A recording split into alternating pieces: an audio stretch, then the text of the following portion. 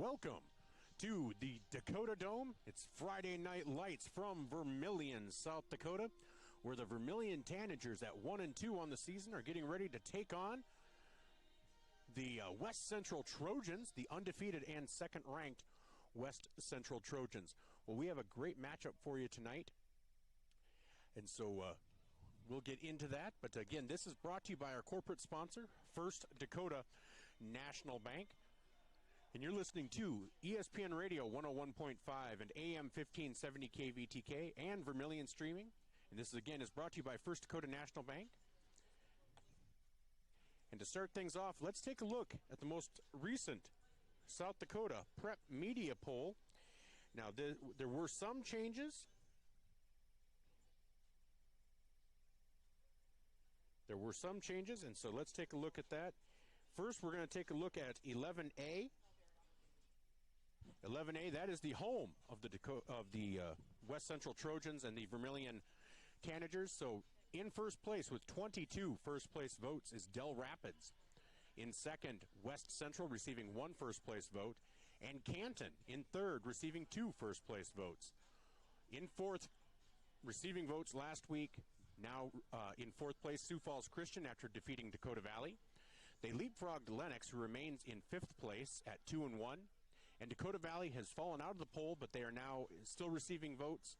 And those are all of the 11A teams receiving votes. Let's take a look at 11AA, home of the Yankton Bucks, number 2 on the in the poll, and they are facing number 1 Pierre. So Pierre is the top-ranked team with 24 first-place votes. In second, Yankton, no first-place votes.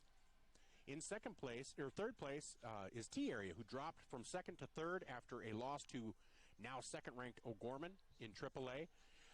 Number 4, maintaining 4th place, is Watertown. And number 5, receiving votes last week, now in 5th place, is Spearfish. Also receiving votes in 11AA, Sturgis, Aberdeen Central, and Huron. Finally falling out of the poll completely is Brookings, as they are still winless on the season. In 11 AAA, it's a sweep. Sioux Falls Lincoln, after that 48-0 defeat of Sioux Falls Jefferson, receives all 25 first-place votes. Third-ranked O'Gorman is now in second at 3-0. Formerly second-ranked Jefferson is now in third. Harrisburg stays in fourth, and Brandon Valley moves up from receiving votes into 5th place at 1-2. Roosevelt and Washington are both receiving votes. As we go down to 11B, Winner is in ranked first with 24 first-place votes, followed by Sioux Valley, who's ranked second and receiving 1 first-place vote. But that's going to be an interesting matchup. Sioux Valley faces third-ranked Bridgewater, Emory Ethan. They aren't receiving any first-place votes, but they are in third place, so we'll keep an eye on that matchup tonight. Probably one of the top 2 or 3 matchups. Obviously, Yankton and Pierre is the top one, but Bridgewater, Emory Ethan, and Sioux Valley might easily be the second best. Otherwise, Del Rapids, number 1 Del Rapids versus number 3 Canton is also a really solid matchup in 11A. Elk Point Jefferson, they were idle last week. They maintain their 4th place ranking. And Hot Springs, after losing to Del Rapids in a close one last week, maintains 5th place in 11B. Also receiving votes, Dual and Tri-Valley. In 9AA, Parkston stays in first with 21 first-place votes. Hamlin in second with 3. Howard in third with 1. Elkton Lake Benton in 4th. Wall in 5th. Receiving votes, Freeman, Marion Freeman Academy, and Stanley County. And in 9A, Canastota moves up from second into first with 12 first-place votes. I'm taking credit for that one. I don't vote in the first couple of weeks of the season because I have no clue what is going on, and I gave Canastota my first-place vote. They eked out a 1 more point than Warner. Warner falls from first to second with 13 first-place votes. Woolsey Wessington in third at 2-1. Harding County Bison maintains 4th, and Phillip maintains 5th. And we have a special guest with us today. He's training. Gage is from Phillip, so we got a little fist pump there as Phillip is in 5th at 3-0. And we'll keep an eye on Phillip tonight, see who they're playing, and see how they do tonight. Also receiving votes, Gregory, Alcester, Hudson, and Lyman. In 9B, Fulton area receives all 25 first-place votes to maintain first. DeSmet at 3-1 is in second. Hitchcock-Tulare stays in third. Avon stays in fourth. Harriet-Selby area stays in fifth. Also receiving votes, Corsica-Stickney and Del Rapids St. Mary. Well, let's take a quick break, and then we'll come back, and we have an interview with Bryce Voss to bring to you. But we're going to take a quick break here from our Midwest Ready Mix pregame show, and we will be back here on ESPN Radio 101.5 AM 1570 KVTK and live on Vermillion streaming on YouTube. Olson, owner of Blaine's Body Shop in Vermillion. I grew up here, graduated here, and now have a business here. I'm proud to serve the community that has helped me live this dream. I have top-notch equipment, the latest in training, along with a work ethic and the desire to serve you. Should you need repairs in the future, please remember Blaine's Body Shop across from Polaris on the Highway 50 bypass in Vermillion. Blaine's Body Shop. Automotive collision repair. Now online at blainesbodyshop.com.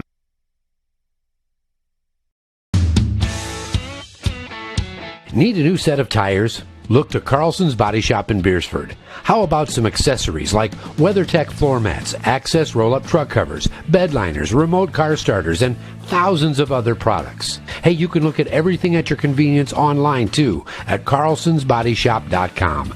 No wonder the song says, Bring it down to Carlson's Body Shop, your complete car care center.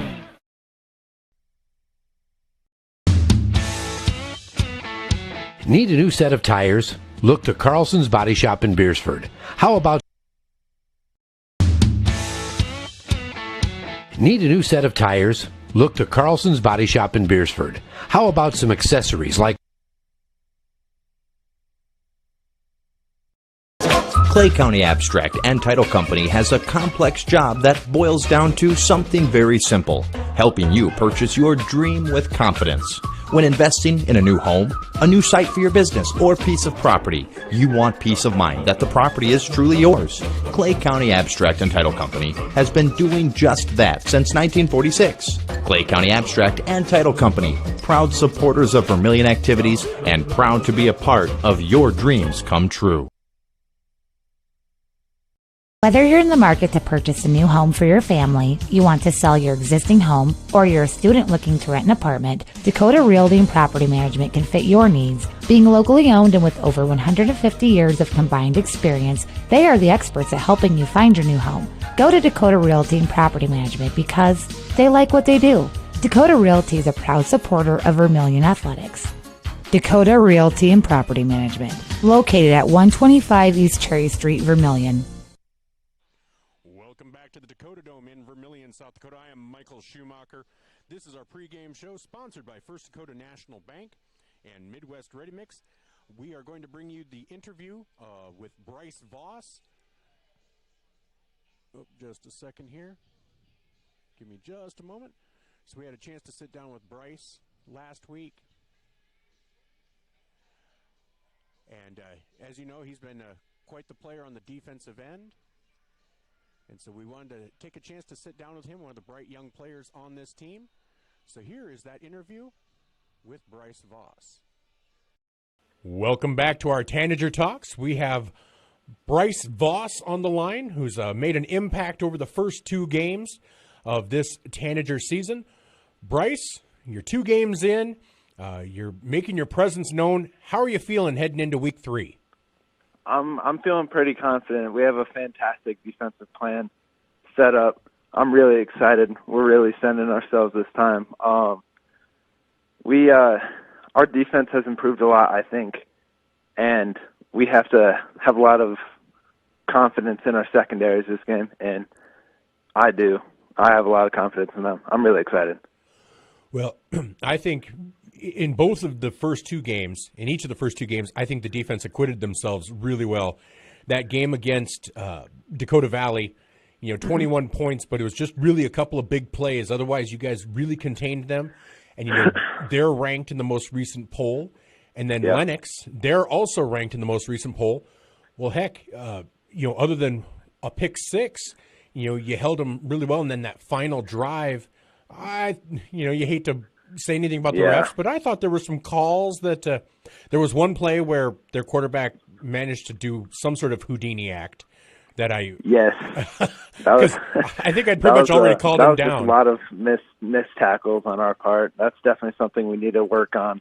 Yeah, and so that last drive wasn't anything but I mean, I didn't think that was indicative, and otherwise I thought you guys played a really solid game and just really showed yourselves well. Yeah, I agree. I absolutely love our defense. I love our defensive coaches too. They always give us a fantastic game plan.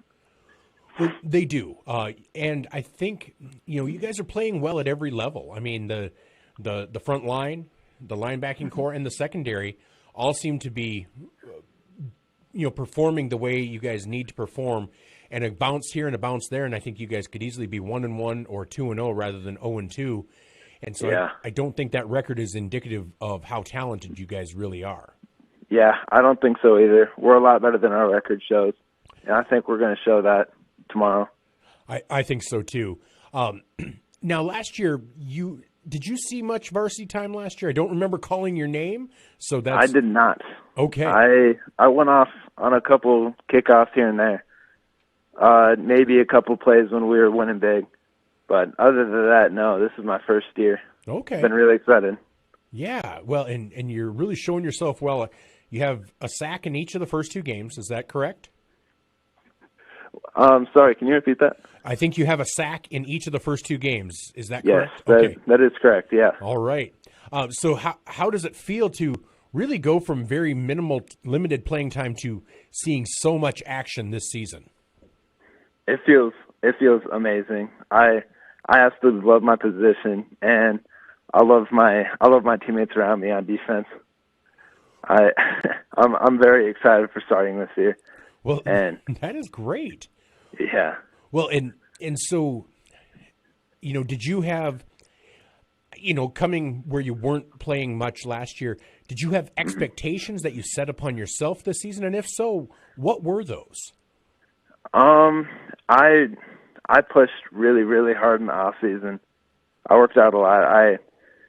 I did put an expectation on myself to start, and I've been meeting those expectations so far, but I just think we need to win more games. I mean, I've been missing tackles, so I'm not exactly where I want to be right now.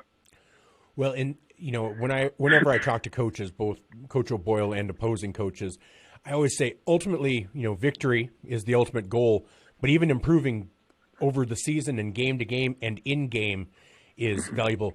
How do you try to maybe learn from your mistakes? What do you do maybe as a learning process for stuff like that? For a learning process, let me think.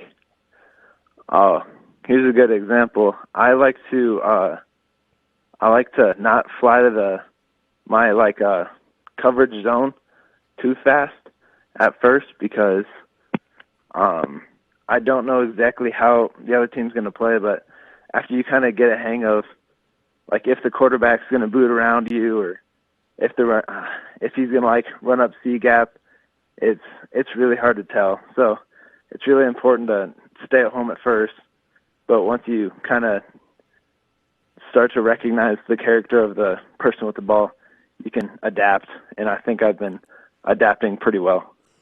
Well, and that is a valuable resource because your instinct is just to fly to the ball. Your instinct is to fly to a position. Mm-hmm. But if you're able to recognize that this runner has these habits and tends to bounce left, bounce right, anything like that, yep, it does give you that advantage. And so as you're kind of in this feeling out process, that is something you try to do early on in every game? Sorry, what'd you say? So is that feeling out process, is that something that you're kind of trying to do every game so you make sure you're making the most efficient play possible? Yes. Okay. Yeah, because there's been a lot of times where I'll miss a tackle simply just because I didn't recognize who had the ball, so I'd try and make the tackle, and they just bounce around me, or the quarterback will boot deeper than they did the play before. It's pretty hard to recognize, but after a couple plays, you can really get the hang of it. Okay. Well, now, on a personal level, so you're a sophomore, correct? Yeah. Okay. Now, I always ask this, and as a sophomore, you might not have thought about it too much, but where do you see yourself after high school? What would you like to do, whether it's athletically or what you'd like to study or what you'd like to do? I really have no idea right now, but I think my biggest thing is I kind of want to go to the military after high school. Really? All right. Yeah. Well, my daughter's in the National Guard, so my hat's off to you. That is an admirable decision. Thank you. So, Thank you. Oh, yeah, no problem. So you play football. Do you play other sports? I do. I lift weights in the winter, not competitively, but just to get better, and then I run track. Okay, and what do you do in track? What are your? I run sprints. I run like the relays and the 100s and the 200s. Okay.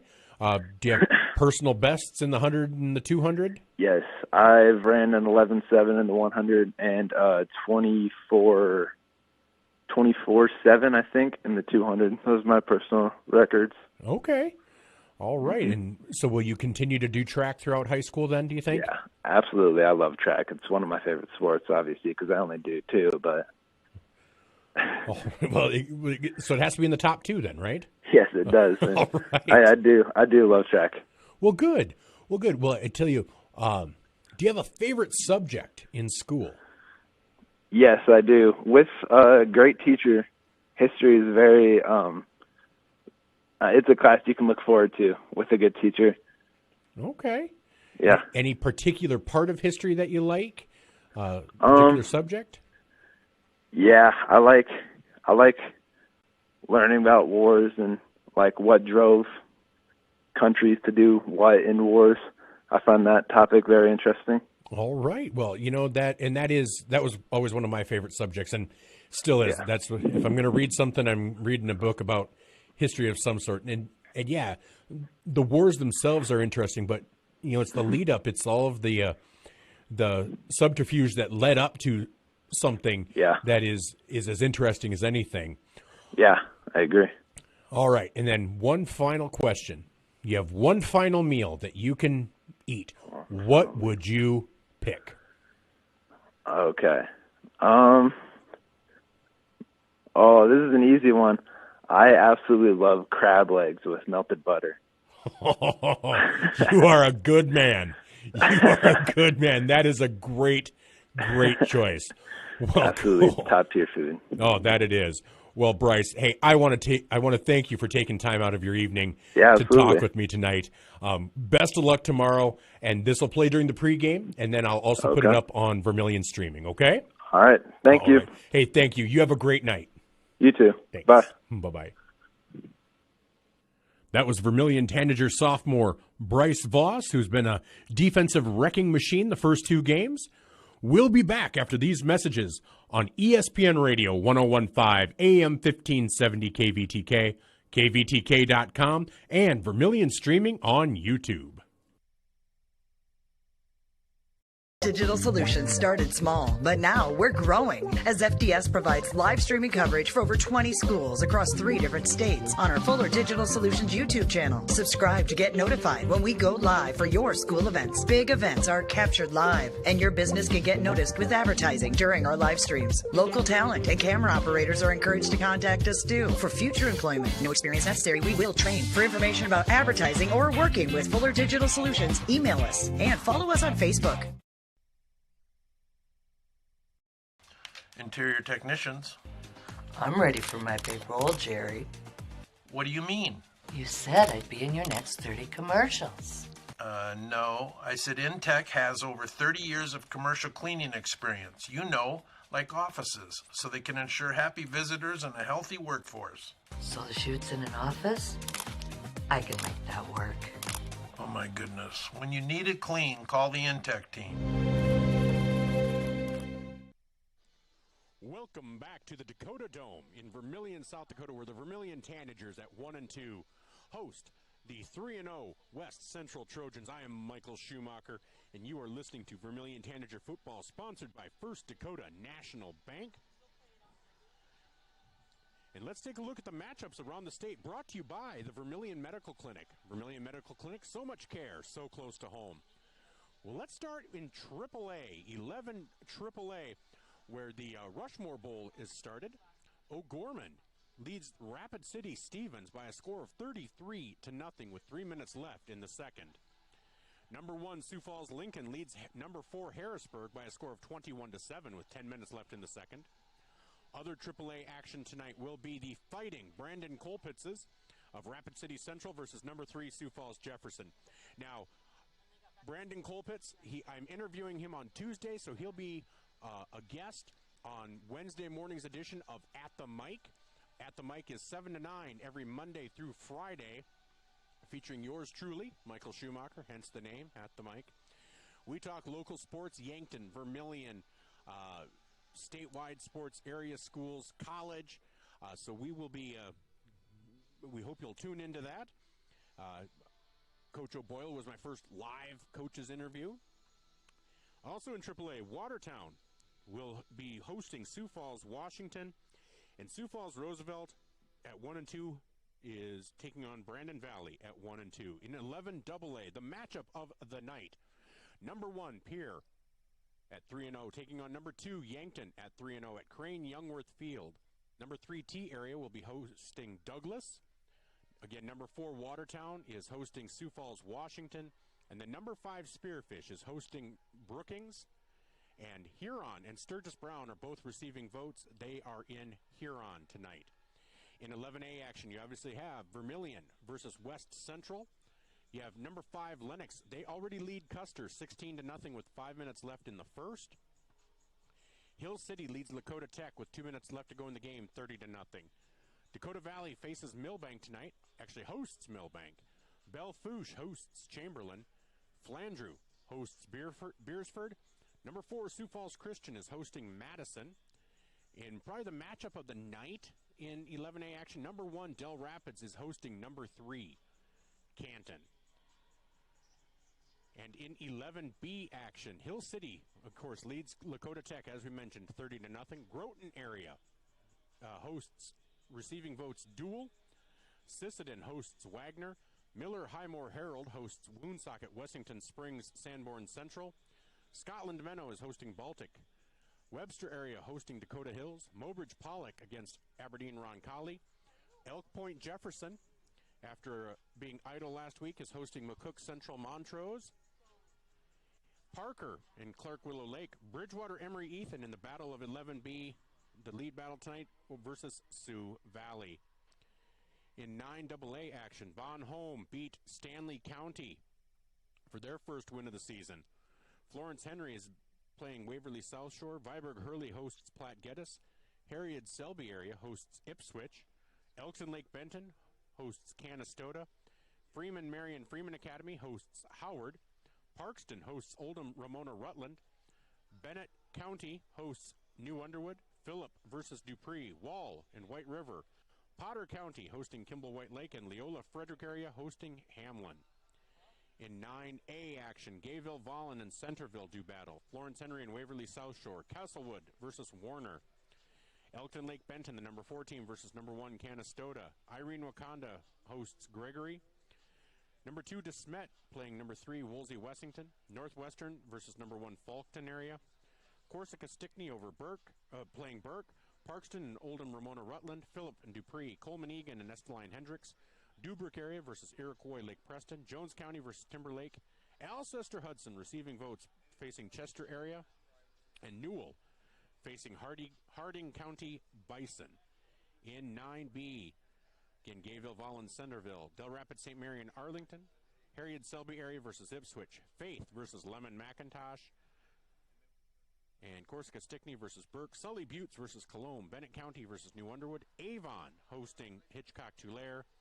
Potter County versus Kimball White Lake. And Jones County versus Timberlake. So from that, I am gathering that Phillip doesn't play tonight. Do they? Who are they playing? Man, did I totally miss that? I heard you say it. Man, okay. Because I remember saying Dupree. I can't believe I didn't catch the... Oh, yeah. Number 5, Phillip versus Dupree. All right, that starts at 7 o'clock Central, so we'll keep an eye on that one as well. Well, that look around the state was sponsored by the Vermillion Medical Clinic. We want to thank you for joining us for Vermillion Tanager Football, sponsored by First Dakota National Bank. We're going to take a 1-minute timeout, so we'll be back after these messages on ESPN Radio 101.5 AM 1570 KVTK, streaming on kvtk.com, and then also video streaming on Vermillion Streaming on YouTube. Alongside Gage and Jen, I am Michael Schumacher, and we'll be back in 1 minute. Knutson Family Dentistry in Vermillion, they strive to provide the highest quality patient-centered dental care in a friendly, relaxing atmosphere. Knutson Family Dentistry works hard to provide the best cosmetic, general, and emergency dental treatment in the area. With over 50 years of combined dental experience, the latest dental technology, and a professional and compassionate staff, they're your top choice for dental care. Call for an appointment at 605-857-8008. Knutson Family Dentistry of Vermillion.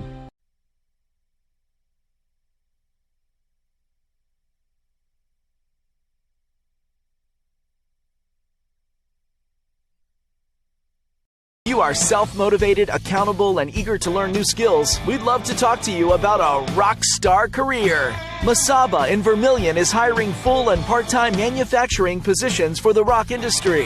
Masaba provides comprehensive training in a clean, safe, and state-of-the-art facility. Masaba offers competitive wages, a fun and interesting work environment and culture. Join our team of rock stars. Visit masabainc.com to learn more.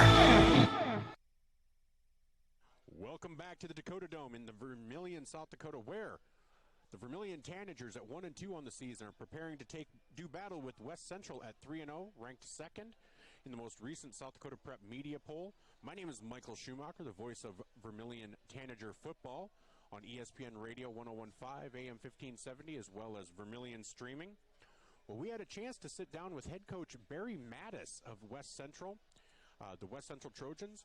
And here is that interview. Welcome back to our Coaches Conversation here on ESPN Radio, 101.5 AM 1570, KVTK. And I have Coach Barry Mattis on the line of the West Central Trojans. Coach, we're getting close to game day. How are you feeling today? Feeling pretty good. So far we've had a couple good days of practice and come off a big win against a good team. So that's always makes the weekend go a little bit better and everything like that. But, yeah, we're feeling pretty good right now.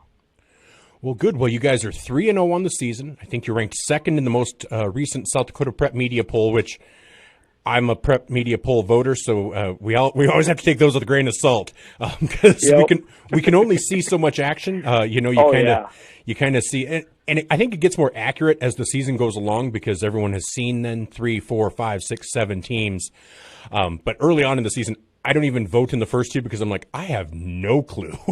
So, but you guys are second, and West Central is always strong. They're just one of those powerhouses that's been in South Dakota for years. And so when you think West Central, you think football. How do you feel about your season so far? You've had two really dominant wins, and then you did have a close game as your second one against Sioux Falls Christian, who's a pretty solid team themselves. How do you feel so far this season? Yeah, going into the season is kind of what we kind of expected. We had to replace like 20 seniors from our senior class last year, so we have to replace our whole offensive line, our whole defensive line. We only brought 2 or 3 starters back on defense. So, I mean, we had big shoes to fill, but we kind of knew we had a lot of kids that played rotations. So we kind of expected we were going to be a pretty good team, and so far we've been playing pretty good. We played Custer right away. It's always tough traveling out there. We got the win there, and then we had to come back and play Sioux Falls Christian, who's always given us fits. They're just big, strong up front, and it's just tough to stop their run game, and then you commit so many guys to their run game, and then they hit you with some play-action passes and stuff like that. So kind of what we expected there. We got away with a win there, and then we played Madison. There again, they're always talk about West Central, and Madison's been pretty dominant for the last decade too. So their coaches do so well in their passing game. Their quarterbacks, it seems it doesn't matter what year it is, they're going to have a really good quarterback and 3 good receivers that just give you a fit. So I was happy with the way we played in that game. Offensively, we ran the ball pretty well, and then our special teams really got us over the edge. Not many times this happens. We had a 97-yard kickoff return for a touchdown. We had about a 45-yard punt return for a touchdown, and then we had an interception for a touchdown. Oh, wow. So that doesn't happen very often. So the game was closer, you could say, than the score, because Madison is a really good team. They bring pretty much all their skill players back from last year's team, and then everybody on the offensive line except their 2 guards. So it was a lot closer than the margin saw, just because you can't count on them special teams and defensive scores. So, but yeah, we're kind of where we're at right now. It's kind of where we expect and kind of where we need to be. We still have a lot of room for improvement. Like I said, our offensive line is getting better every game. We try not to play them both ways. If they do play a little defense, they're on a rotation. It's been since Coach Utek was always here. If you're an offensive lineman, you're more valuable on offense than you're on defense, just because our best defense is our offense. And so we have 2 kids that will be a rotational player. The 2 guards that rotate on offense, they will also rotate on defense together. Okay. Kane Grocott and Cyrus Mayers, they're the 2 guards that they also play defensive end for us there. But then all the other kids on the offensive line don't play defense, so that helps us. Well, definitely keeps them fresh. Now, you talked about you're seeing improvement and the number of players that you've had to, that played last year, but starters that you're replacing. And obviously the wins are great, 3-0, but it sounds like you're seeing that game-to-game improvement and even in-game improvement, maybe seeing a mistake and then correcting that later on. Is that something that you also look for, especially when you're dealing with younger or newer players? Yes. I'm like Coach Utek always said, the score really doesn't matter. As long as you do your job and do it the correct way, the score will take care of itself, and that's kind of how we look at it. So offensively, like I said, we got a new offensive coordinator, so he's calling plays. So it's kind of first time in the spotlight of calling plays. So that's a little different. They got to adapt to him. So he's doing a really good job, and our offensive coaches are doing a really good job. And then our defense just keeps getting better and better. Chet Starter has been our defensive leader for the last 2 years, and in my opinion, he's one of the best linebackers in our class. And he just keeps getting better, and he gets us lined up ready. He just kind of starting to understand the game of football, because, like, outside of football, Chet's not watching football. He's going fishing. He's going hunting, but he just loves to play the football game. So he's getting so much better at that. And then Crew Hire, going to go to USD next year to play football. He's getting better and better every game. So, that defensively we were gelling. We got a lot of seniors on our defensive squad, and they just all bought in the concept, team above self, and what can I do to help, So really we have no full-time two-way players except Crew and sometimes Chet. Okay. And even Chet gets a break on offense because we're running 3 running backs in at his position. So Crew, we got to find a little more breaks for him because he's playing tight end on offense, and then he's also playing our bandit, which is one of our defensive ends on defense. Okay.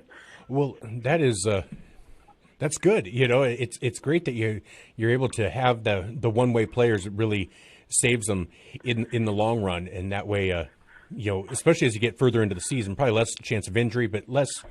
And I know it's hard for me to remember being 16, 17. They have a ton more energy than I have, so I have to realize I can't apply my 48-year-old man logic to the amount of energy that they have. That was always the thing of Coach Utek, is the less kids we could have going both ways, the better we are. Even our undefeated teams, in that when we went six in a row, we hardly had any players playing full time. They'd be on a rotation or whatever. It just because now you're more fresh, and then it gives more kids opportunity to play, so you get more kids out. Like UTEC's last 5 years, we had 90 kids out for a Class 11A school, which is just amazing. That really is, and that just shows, winning. It helps people realize they have that opportunity and they can be part of a winning culture. So that's amazing.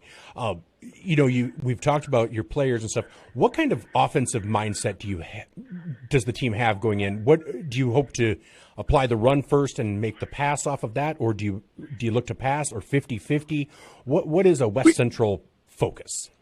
We want to be 50-50. We want to be balanced, but we want to throw when we want to, not when we have to. So we're going to establish the run the best we can, and then when people start loading the boxes, then we're going to throw the football.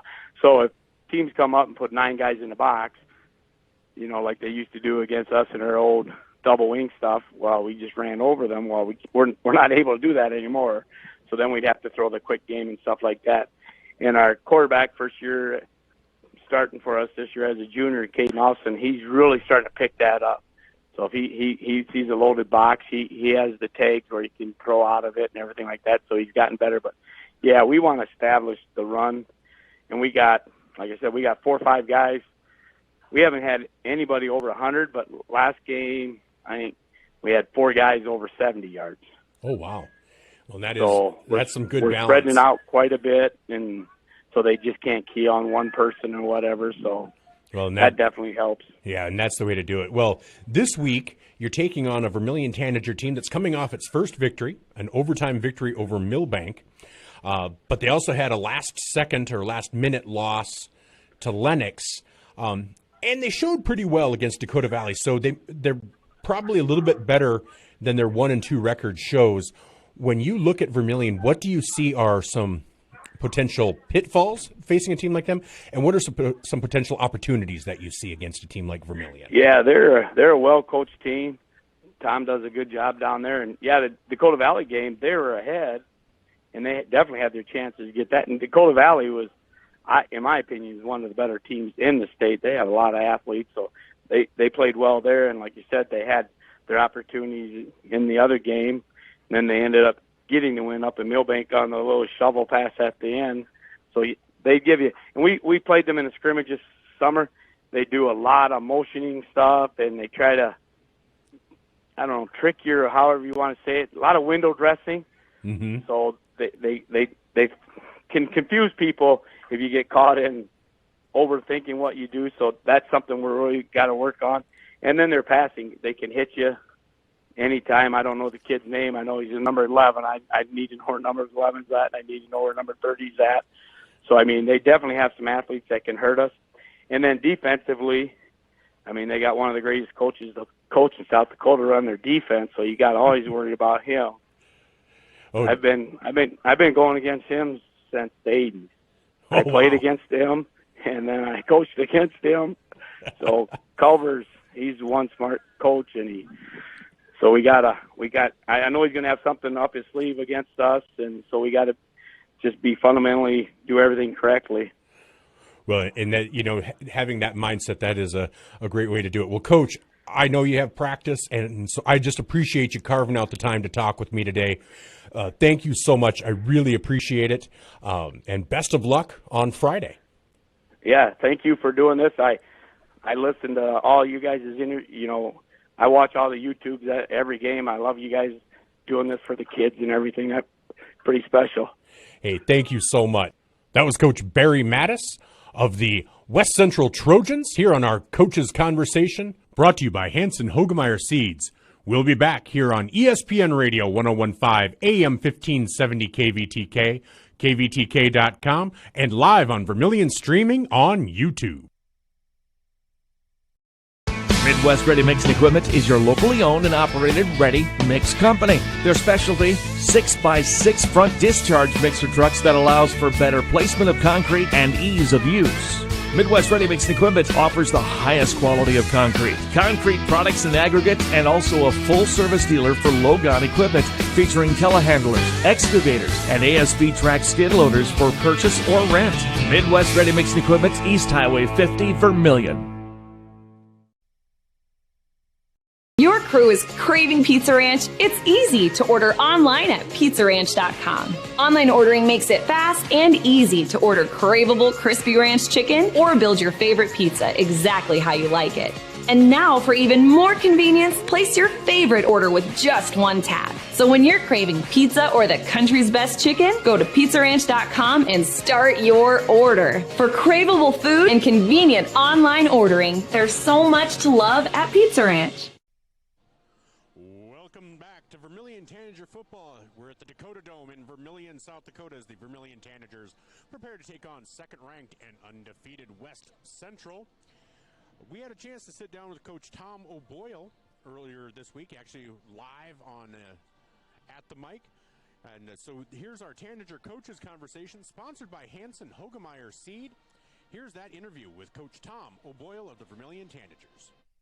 On the line, I have live Vermillion Tanager coach Tom Oole. This is I'm getting used to this, and so, Coach, thank you so much for being kind of a guinea pig for me. I love it. I've always wanted to be on a live sports talk, so shoot it. It's my pleasure, and I appreciate what you do. Hey, it's my pleasure, too. Hey, you have a big game coming up this week, don't you?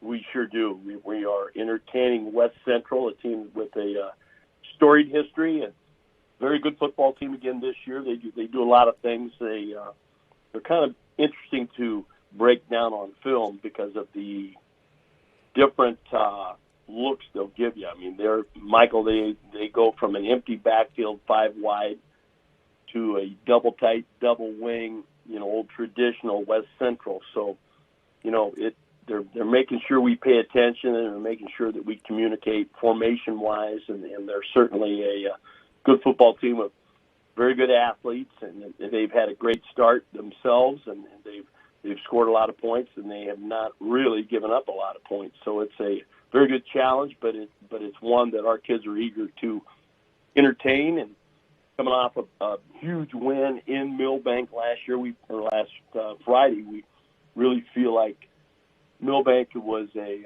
great game to have in front of West Central because there are some familiarities or similarities with, the power game up front, trying to just run it downhill and control the clock and control the ball. Well, and let's talk about that game for a little bit. Milbank. So, the season for Vermillion hasn't gotten off to the way you wanted it to, but the team hasn't looked bad. It's just been little things here and there, and it really felt like, towards the end of that Milbank game, I was trying not to get too excited because I thought, okay, we've had things just kind of go against us. And how does it feel maybe to feel like maybe you got over the hump just a little bit or got that monkey off your back with that game? Well, I believe you're right. I think everything's a momentum thing when you're working with high school athletes, and we see it on Saturdays and Sundays at the college level and pro level. So, we've been our biggest enemy ourselves. We've shot ourselves in the foot. I thought first couple of times you saw sparks of good things, and we were able to play all 3 phases of the game in the second half well against Milbank, albeit I think Milbank might have had the ball for 11 of the 12 minutes in the third quarter. We couldn't get them off the field. They did. Get them off the field. Yeah, but we also didn't give up huge chunk plays either. So, I think we gained confidence with that, and our offense felt very, very good about our situation going to overtime because we felt that our formations were giving them problems, and certainly that proved to be true. Yeah, and I thought the defense showed it was a lot of bend but don't break. I thought it showed a lot of poise out there. And I say it because it was a collective. It wasn't just this player or that player. Constantly calling different names on the defensive side of the ball for players that were making plays, whether it was at the line, that next line of defense with the linebackers, or the defensive backs. It really seemed to be a complete defensive team effort, and I think that really has to buoy the spirits moving forward in this season. Oh, I concur. I felt that Gary Culver and Louis Budmeyer really had a great game plan defensively for the opponent, and I thought we had the right amount of pressure. I thought we took their quarterback running the ball, which has been their best weapon all year long. We really had a fence around him, and never really too often did he get outside of that, albeit for one big run on a third down. So, our kids were confident. They're a super group to work with. We love them to death. They give you what they have. They understand the task at hand in 11A, and they look at our schedule, and they're smart kids, and they understand that you have to show up every week and really prepare Monday through Thursday to be the best team you can be on a Friday night. So I'm happy with where we are today. We'll put finishing touches on our practice tonight, and looking forward to entertaining a good football team, but being a good football team ourselves. And you really are, just especially early on in the season, like in the prep media polls. I don't vote the first 2 weeks because I have no clue. It's really just throwing mud up against a wall, seeing what sticks. But even now, 3 weeks in, somebody might look at Vermillion and say, 1-2, and have a certain perception of what the team is.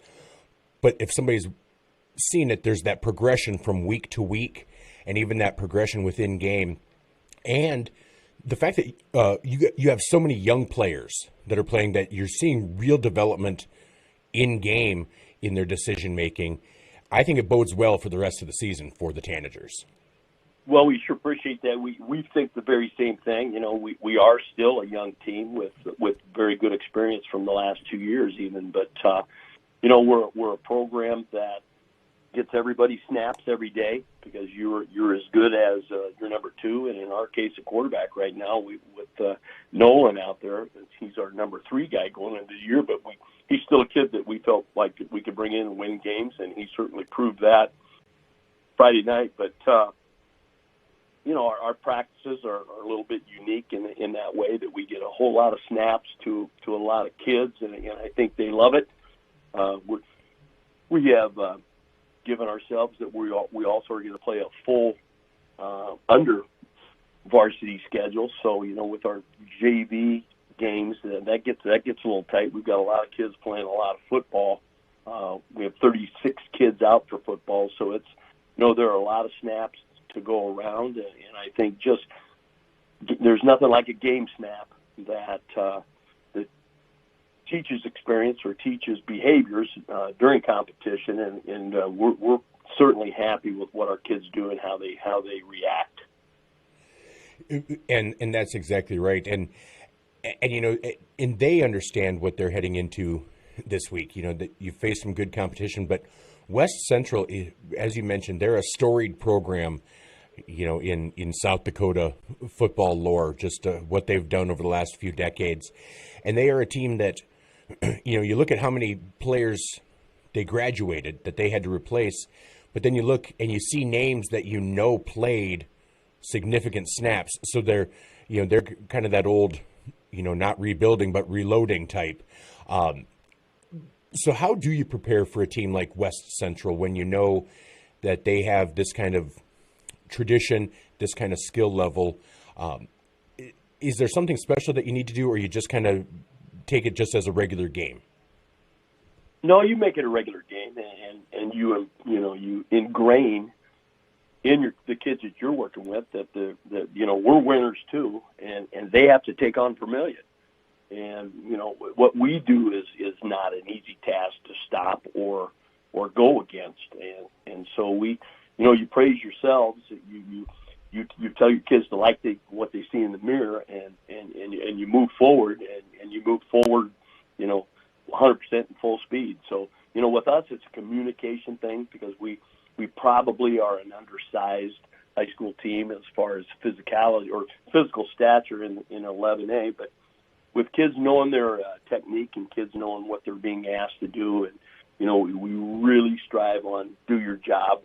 You have a job to do, and you can count on the other 10 taking care of their business as well. It's anything can happen. And, we really hope to turn the ball over against West Central and put some pressure on them that way, because we really feel like if we can take their run game, same conversation I had last week with you, Michael.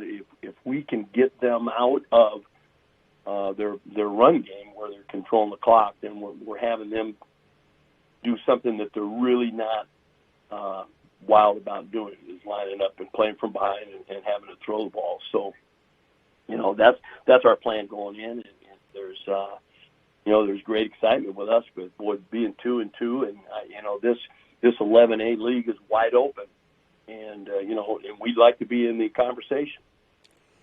Well, and you touch on something there. The 11A really is.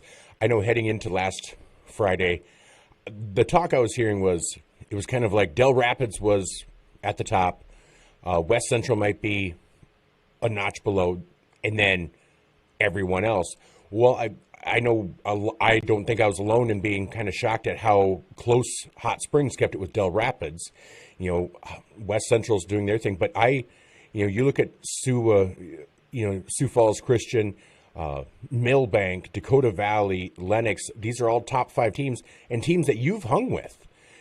Teams that you have gotten on the field with. Vermillion, who's not receiving votes in that prep media poll, but you've gone toe-to-toe with them and not backed down, and they have not been able to run over you. And so it really does appear that 11A could go, you get 8, you're going to have people left out of the playoffs that could beat any one of those 8. And I think 11A is as wide open this year as it's been for many years. I would agree with you completely.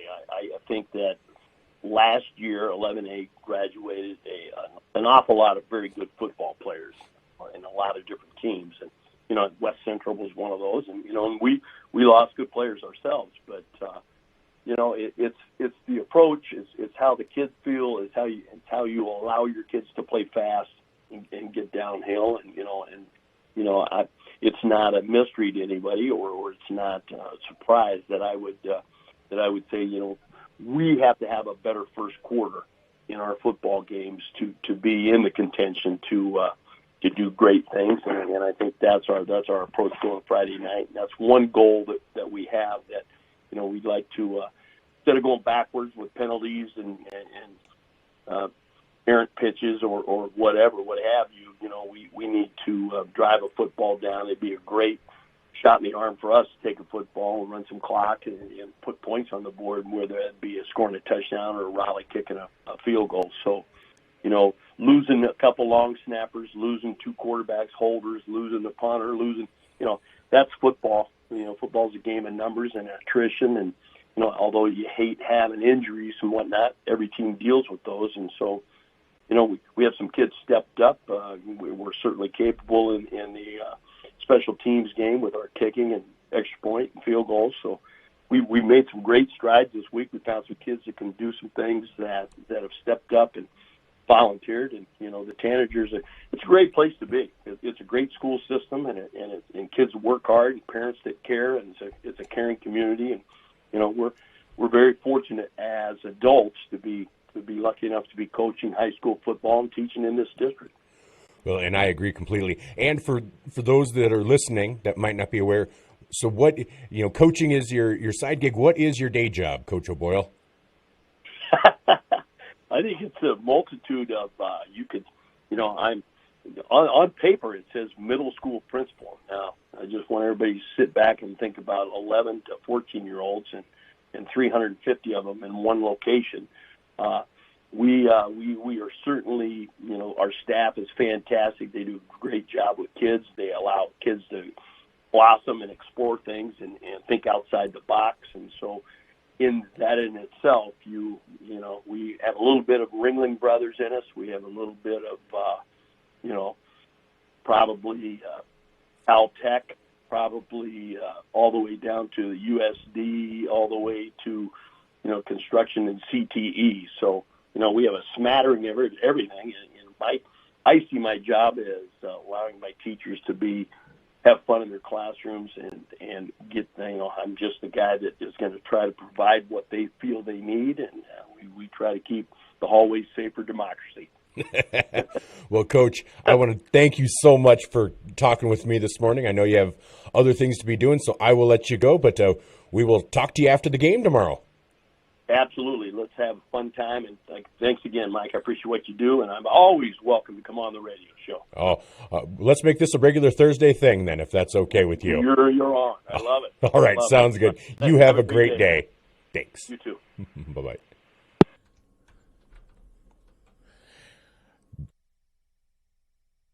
For the Perks card from Pump and Pack? Well, guess what? There's an addition, not just a card, it's an app. The Pump and Perks app and the Pump and Perks card from Pump and Pack, Vermillion. Just go to their Facebook page, Pump and Pack, and scan the QR code and you're in. Or go to the store, Pump and Pack, and get the card. Then download the app. Each one does the same thing. Like give you 5 cents off per gallon every day, except for Sunday it's doubled with the Perks card from Pump and Pack, Vermillion.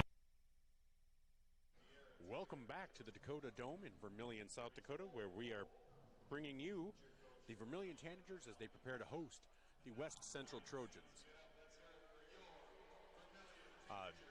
Vermillion Tanagers 1-2 on the season, having lost to Dakota Valley and Lennox. Lennox on the last minute of the game, winning last week against a previously undefeated Milbank team in overtime. West Central 3-0 on the season, defeated Custer 50-13 in week 1. Defeated Sioux Falls Christian 14-6, and then defeated Madison 35-7. There will be a national anthem, so we'll stay here, but we will be silent.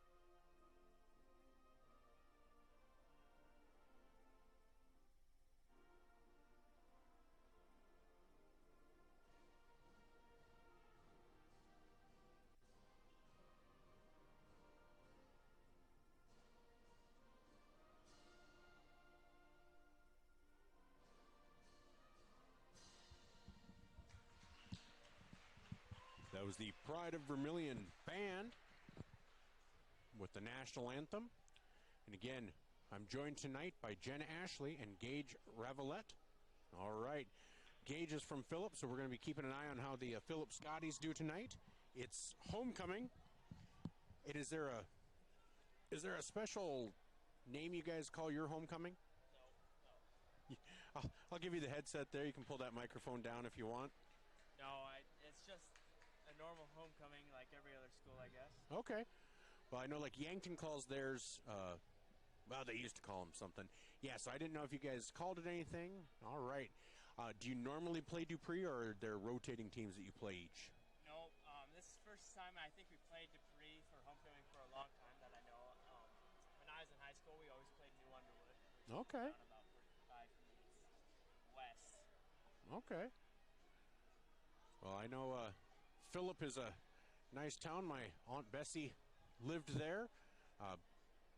Passed away a number of years ago. She's buried in the cemetery there, so I'm familiar with Phillip. It's a nice town, nice part of the state in that area. So gorgeous. It is.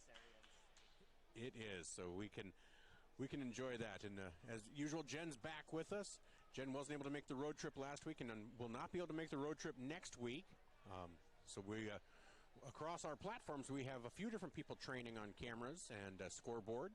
So we're hoping between Brooke and Vermillion is going to be receiving, and they'll be moving right to left as I see them. And if you're watching on the stream, West Central will be moving left to right. So West Central won the toss, deferred into the second half.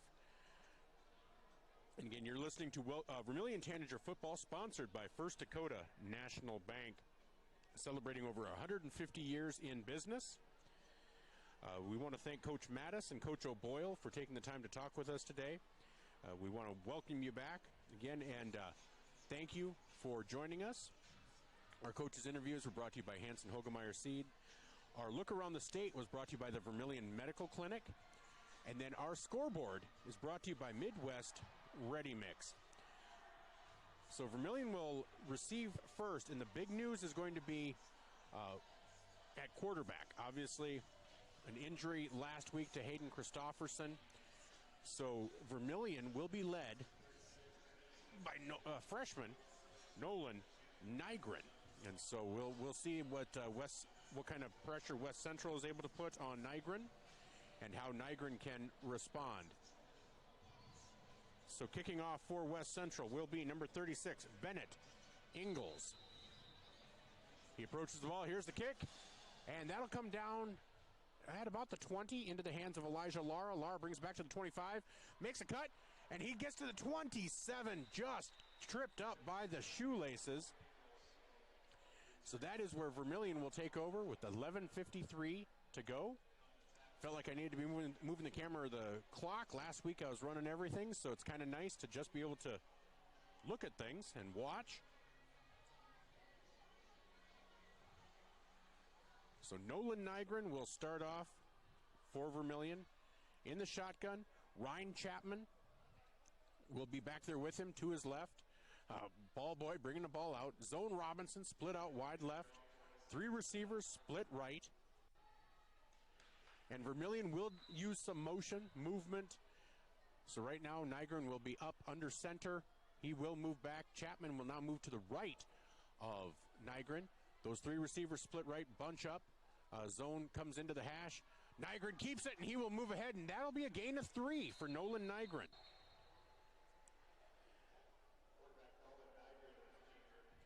And that was a quick decision by Nygren. Positive yardage, 3 yards. Players to watch: Nygren, Zone Robinson, Connor Rohrig, Braden Bickett, Elijah Lara, Connor Peterson, Ryan Chapman kind of on the offensive end.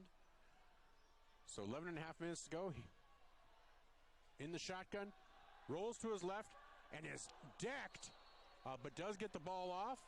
And it does appear that Braden Bickett might be a little bit hurt, comes up a little gimpy, but that ball does fall incomplete. That will make it 3rd and 7.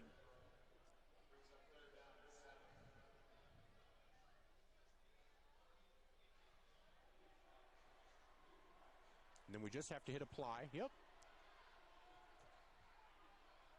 All right, 11:17 to go. Here's the handoff to Chapman. Chapman around the left-hand side, and just tripped up after a gain of, looks like 3 yards. So down to the 33, so 3 yards for Chapman. And there is an injury, and it looks like, it does appear that it is Chapman. I thought he looked like he might have been a little bit hurt, so there's an official's timeout. So we'll take a 1-minute timeout while they tend to Ryan Chapman.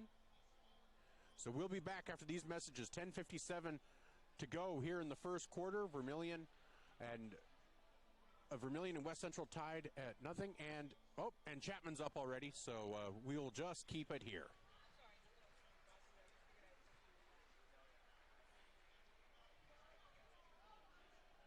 So we hope Chapman's okay. Bickett came up a little gimpy, but Vermillion on 4th and 4. Looks like they will punt. No, that was the thing. Hayden Christofferson was their punter, so Nygren, it looks like he's taking over punting duties. So he is back on the 23, 24-yard line. Here's the snap and the kick. Kind of a line drive away from the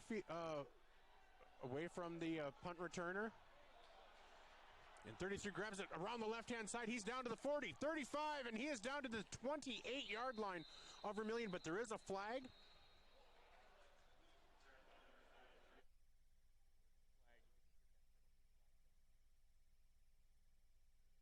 So there is a flag. We'll see if that's against Vermillion. There was some commotion down, and it's going to go against West Central. So that 38-yard punt return will be returned. We'll come back. And so West Central will have the ball now. Let's see what the call is. I'm sure it was some sort of illegal contact or block.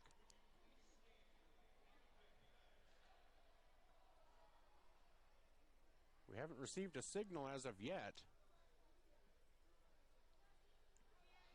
But it is going to take them all the way back to, and they just keep walking and walking. Block in the back on West Central. That'll take them back to the 25-yard line, which is where they'll take over.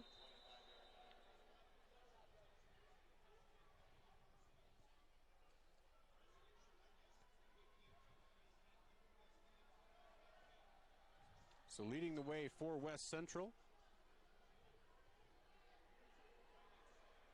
is their quarterback. Oh, and that was just a quick run for a gain of 3 for Alfson. Or a gain of 8, sorry. Yeah, Alfson with a quick 8 yards. As we are 2 minutes into this game. So Alfson in the background, 2 receivers left, 2 receivers right. And here's the handoff. And that is down the middle, and number 20 is down to the 30, 25, 20, and he is going to be tackled down at the 15 by Zone Robinson. That is junior running back Aiden Bartman.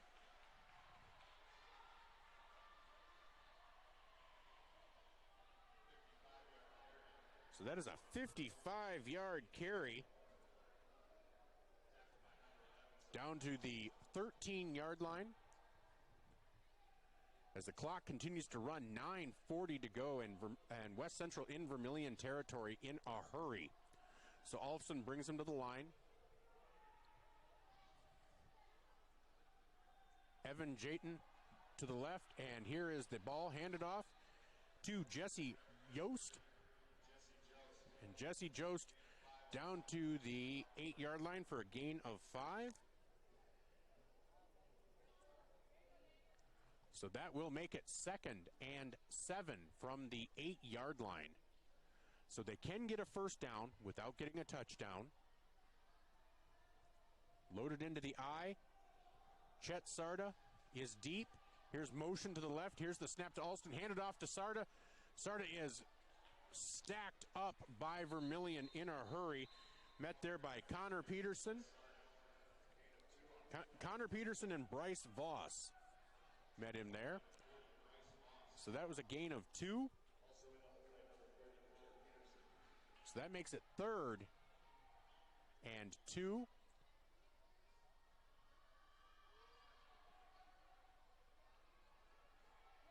So here's Alfson in the shotgun. Sarda to his left. Bartman deep. Here's the handoff to Sarda straight ahead, and he will have the first down to the 2-yard line. So that is a 3-yard gain for Sarda. So that'll be a first down for West Central. Tackled by Raleigh French. And I apologize, I was not able to get Raleigh French's interview loaded, so that will be for next week's game. I do apologize. So here's Caden Alfson, hands it off. Straight ahead to Bartman, and he will get maybe half a yard. We'll probably give him 1.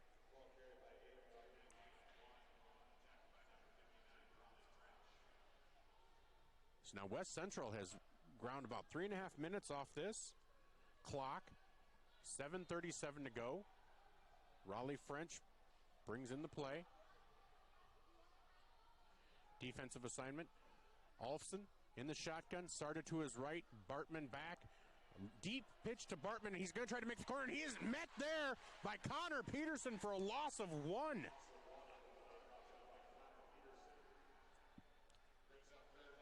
So after a gain of 55 by Bartman right away, he's gained nothing on the last 2 carries.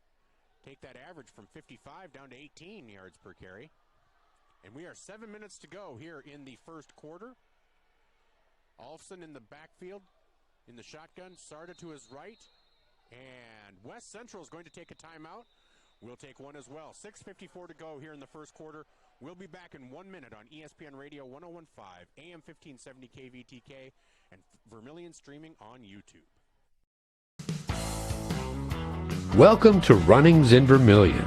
Shop their great lineup of clothes for women, names like Ariat and Carhartt for men, boots and shoes and kids' clothing.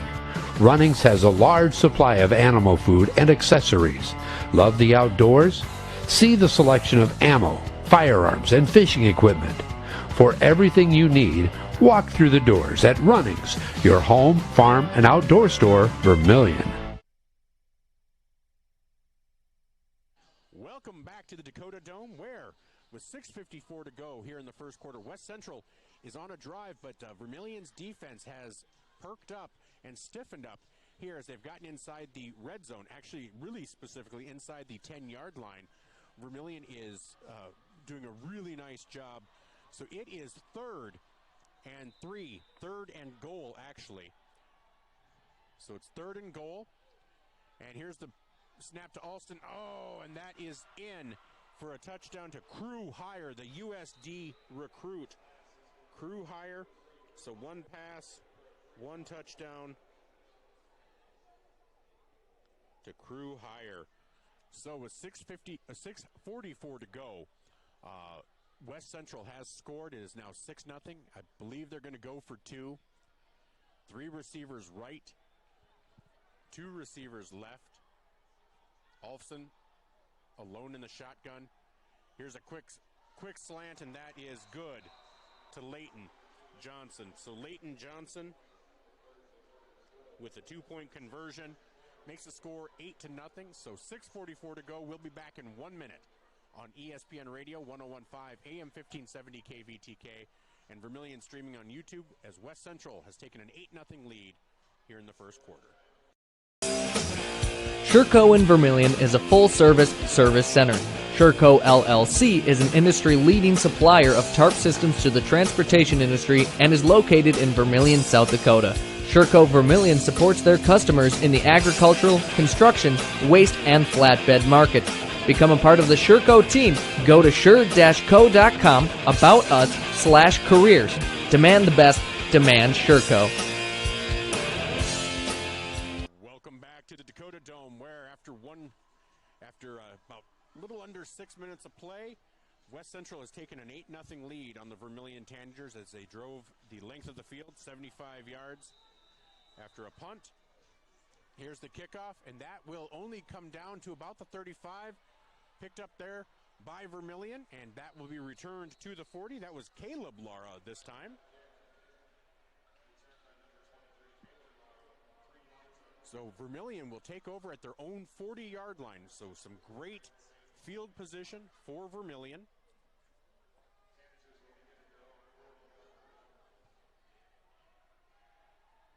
Again, freshman Nolan Nygren is the quarterback for Vermillion. Zone Robinson, isolated left, 3 receivers bunched right. Ryan Chapman deep in the backfield. Connor Rohrig will split out wide right now.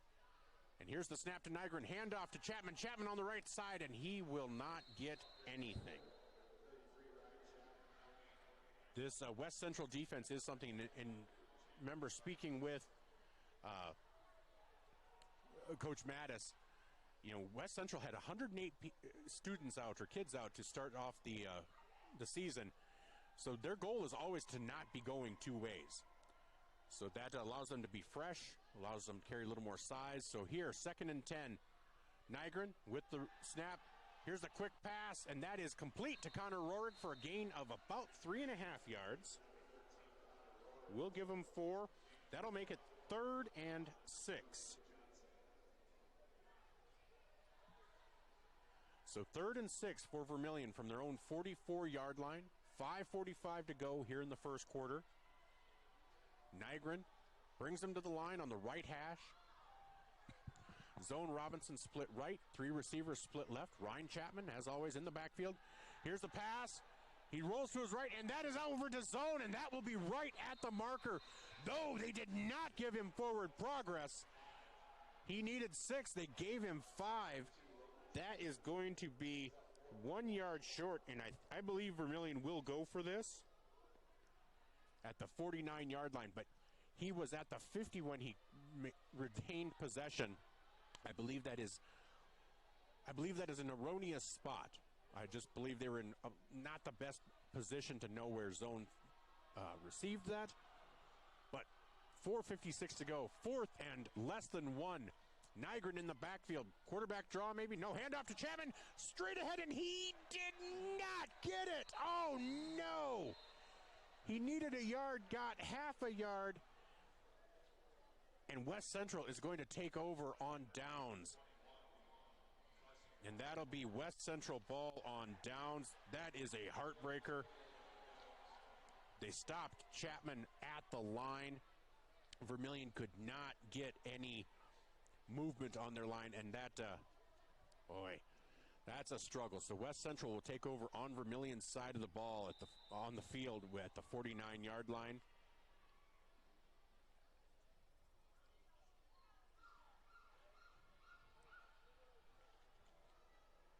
So Alfson brings them to the line. And here is the pitch wide. And that is around the corner, and that'll make it down to the 39-yard line. That was number 33, Jesse Jost, for a 10-yard gain. That'll be a first down for West Central. 4.5 minutes to go here in the first quarter.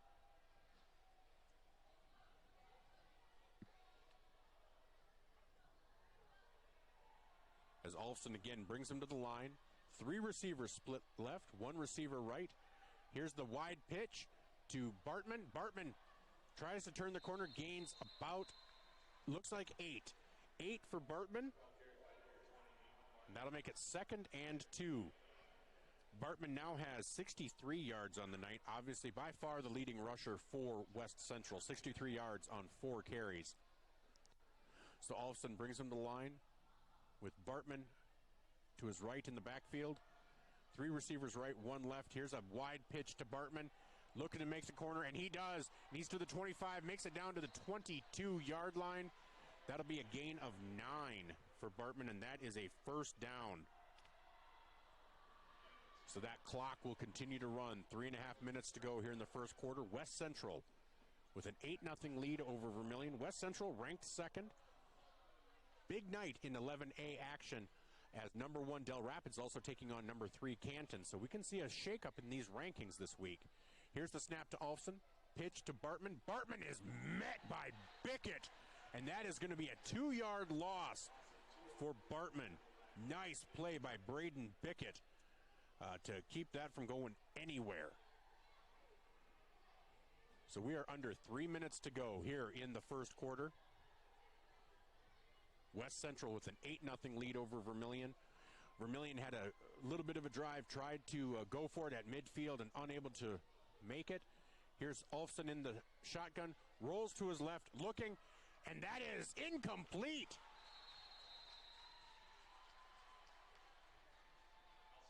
That pass was intended on the left side for Jude Jarding. May have heard the footsteps, well defended by Vermillion. So that'll stop the clock, but that makes it 3rd and 2 from the 24-yard line. So clock stops with 2:40 to go here in the first quarter. Alfson on the right hash in the shotgun. And he looks to his right. Here's a deep pass. And that is incomplete. Incomplete. That'll make it 4th and 2 from the 24-yard line. They did try to go to crew hire with that one, the USD recruit. Incomplete. So they're going to go for it. 4th and 2 from the 24-yard line. Alfson in the shotgun. With Jesse Jost in the backfield. Looks to pass again. Quick slant. And that is incomplete. Boy, number 2, Leighton Johnson looking for a flag, but none to be had. Great defensive stop by Vermillion. So Vermillion will take over on downs. So a nice trade-off. West Central did gain, 26 yards of field position, but Vermillion will take it. They held. West Central did not score. Score remains with 2:27 to go here in the first quarter. 8-0 West Central. Nolan Nygren back in the shotgun. Ryan Chapman behind him. And here's the handoff straight ahead. And Chapman will gain, looks like 2.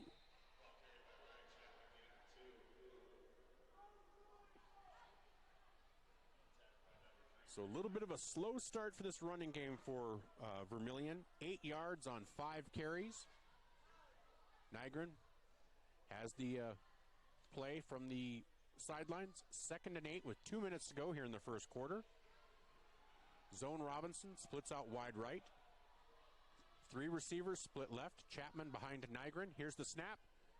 And Nygren pitches to Peterson. Peterson might get snapped back at the 20. That is a 6-yard loss for Connor Peterson.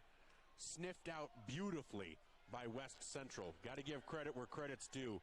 They saw that one coming. And so now with a minute and a half to go, it is 3rd and 14 for Vermillion. Trailing 8-0. They'd love to try to get something here. They've got to keep the ball out of West Central's hands. So Nygren on zone 15. Chapman back at the 13. Here's the snap. Nygren looks to pass, and he is in trouble. And he is going to be sacked back at the 10-yard line for a 10-yard loss. That'll bring up 4th and 24. 4th and 24. Yeah, that drive just went the wrong way. Some positive yardage on the first down, but boy, 2nd and 3rd just did not go well for Vermillion. I can't see them trying to do anything other than punting. And Nygren is back at his own 1.5 yard line. 36 seconds to go here in the first quarter. Here's the snap, high snap, and Nygren, and that might have been tipped, but that'll make it out to about the 33-yard line, which is where West Central will take over with 22 seconds remaining here in the first quarter. So far, West Central has basically been able to move it at will until the end of that last drive where Vermillion was able to stiffen up on their defense.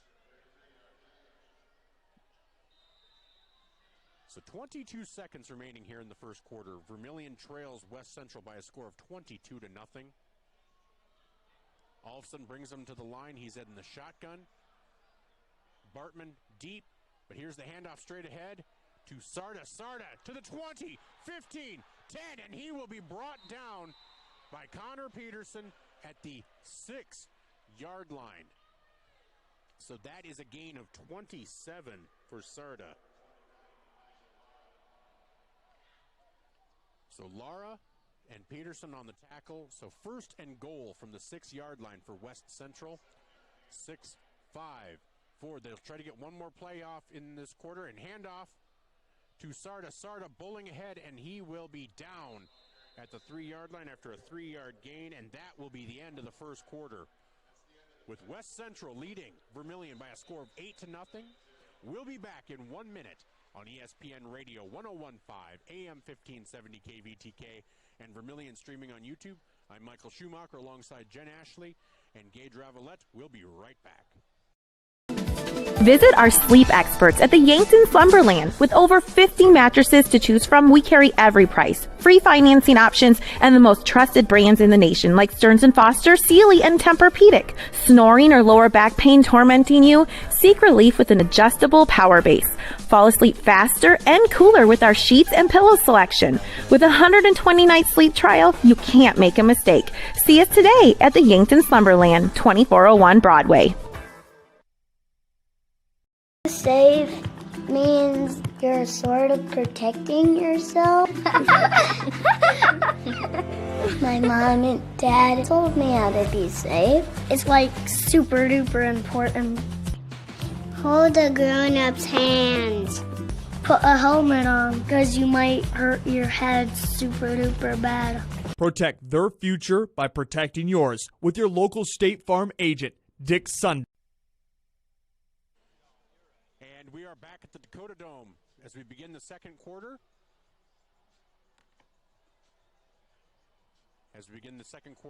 West Central down on the 2-yard line, 2nd and goal. Olfson under center for the first time tonight. Here's motion, hands off straight ahead to Sarda. Sarda is in for the touchdown.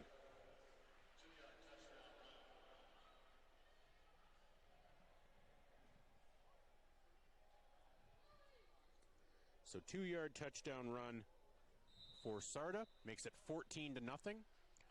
5 seconds into the second quarter. So Alfson now, as they go for 2, will be in the shotgun. 2 receivers right. 3 receivers right, 2 receivers left. Here's Alfson looking for a slant. And that is off the hands of the receiver. Keeps the score 14-0 with 11:55 remaining. We'll be back after this message on ESPN Radio, 101.5 AM, 1570 KVTK, and Vermillion streaming on YouTube. Get the finest wood in the neighborhood, down at the lumberyard, down at the lumberyard. But it's not just wood at the lumberyard. With a wide variety of quality building materials, the folks at the lumberyard can help you with all of your project needs. Whether it be paint, siding, cabinets, windows, or of course lumber, the lumberyard is ready to help. The best wood in the neighborhood at the lumberyard, 1000 West Cherry Street in Vermillion. Welcome back to the Dakota Dome. 11:55 to go here in the second quarter. West Central leads Vermillion 14-0. As they prepare to kick off, Elijah Lara and Zone Robinson back deep. Kicking for West Central is number 36, Bennett Ingalls. Here's the kick, and that'll come down at about the 20-yard line, but that is fumbled by Lara, and that is going to be recovered by West Central at the 37-yard line.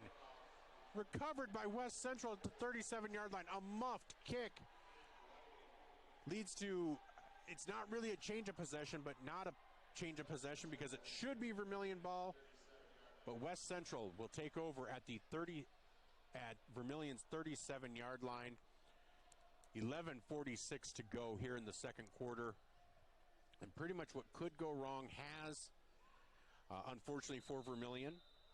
In that first quarter, West Central had 128 yards of rushing compared to -8 for Vermillion. Here's Alfson in the shotgun. And he is looking to pass, going left. Crew higher, no, Leighton Johnson, and that is short. That is incomplete.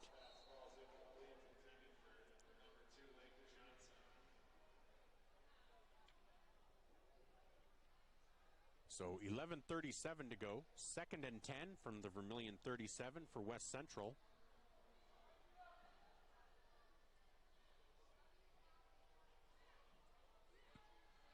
Alfson looks to the sidelines to get his play.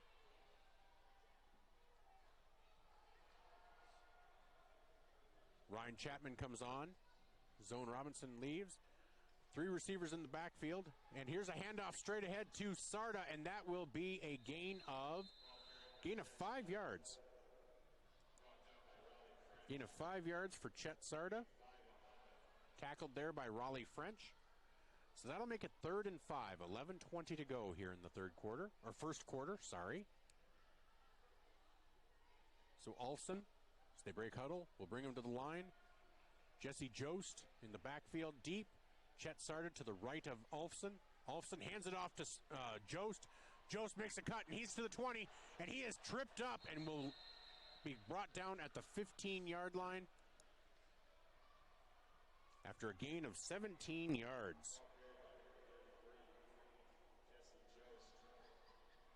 This West Central team, they are everything you expected them to be. So 1st and 10 from the 15 with 10:45 to go. Here's the snap to Alfson. Alfson hands it off to Bartman. Bartman bulls ahead for a gain of about 6. Down to the 9-yard line. That will make it 2nd and 4. So 2nd and 4 for West Central from the 9-yard line. Boy, this running game of West Central is just really, really tough.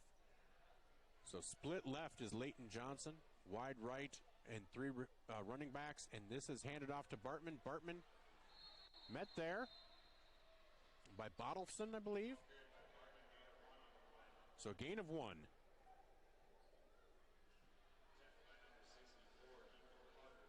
Oh, nope, tackled by number 64.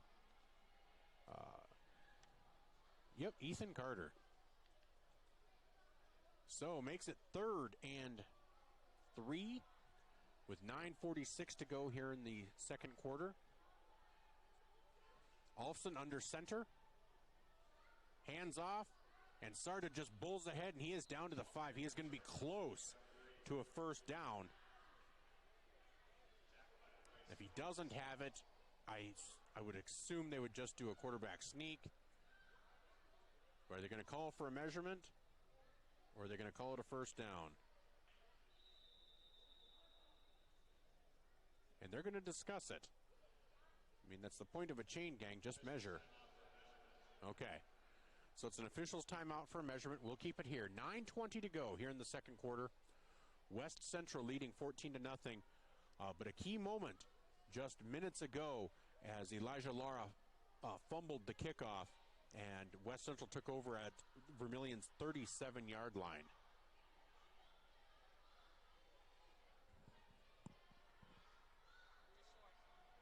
Just short. So just short. Makes it 4th and 1-ish.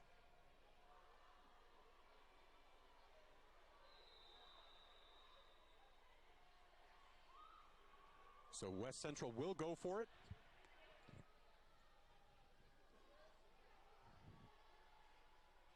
And quarterback sneak by Olsen. He has 2 yards, and he will be ahead for the first down. That'll make it 1st and goal from the 3-yard line.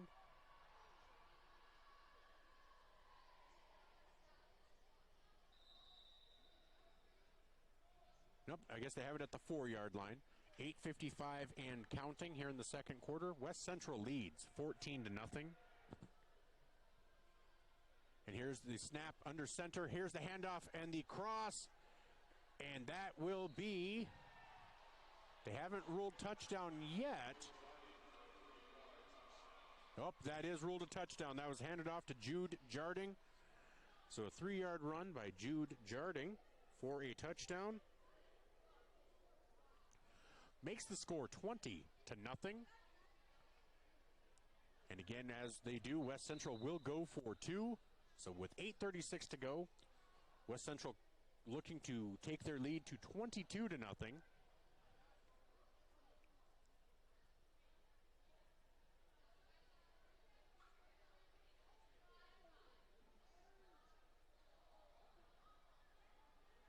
Olsen again under center.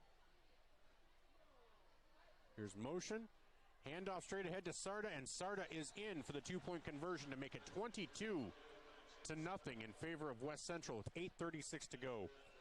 We'll be back in 1 minute on ESPN Radio 101.5, AM 1570 KVTK, and KVTK.com, and Vermillion streaming on YouTube. You ready to start a career with an exciting team? Thermobond is looking to add to our team of experts. We offer competitive wages, a positive work environment, and on-the-job training. Thermobond is headquartered in Elk Point, South Dakota, and for over 30 years we've been providing lightweight and precast solutions for multiple industries nationwide. Check us out and see if you'd like to start a new career with us today.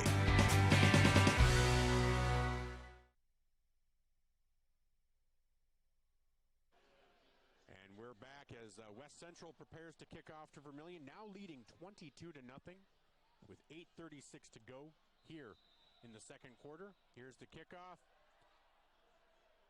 and that'll go to Lara at the 17. He brings it out. He's at the 25. He's at the 30. Makes one man miss. He's at the 35. He's at the 40, 45, and he will be out at the Vermillion 48-yard line. That is a 29-yard return for Elijah Lara.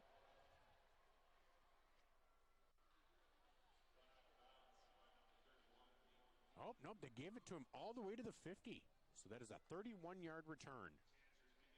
Sorry, 33-yard return for Vermillion. So Vermillion at the 50-yard line looking to try to get on the board with 8:25 to go here the first quarter. Nygren in the backfield, hands off straight ahead to Chapman, and he is met at midfield for no gain.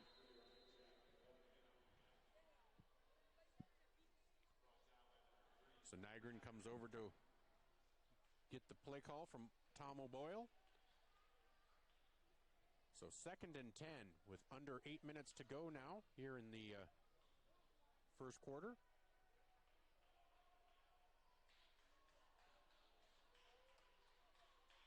As Nygren in the shotgun, Chapman to the left. Here's a left rollout. Here's a quick pass to Peterson. Peterson ahead.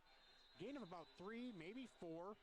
Makes it 3rd and 7, or a long 6.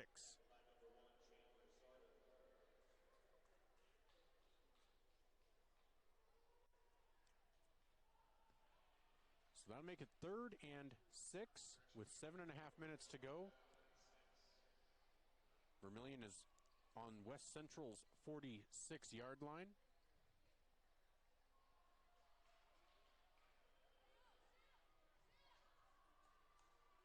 So Nygren alone in the shotgun, 2 receivers, 3 receivers right, 2 left, and here's a sweep to zone Robinson, and he is unable to get free, and he is going to lose 2 yards.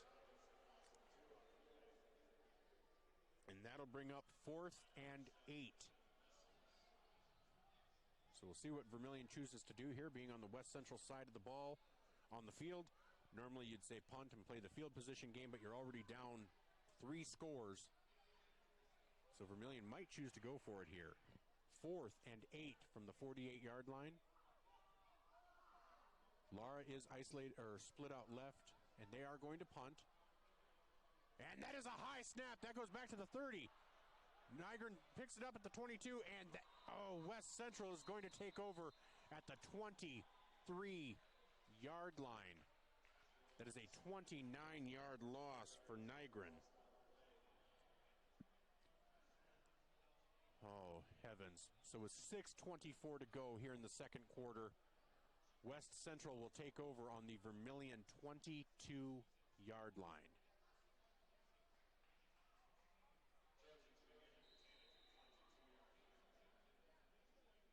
So Alfson brings him to the line. Sarda lined up to his right. Jost back deep. Here's a play fake. And here's a deep pass to Crew higher. Nope.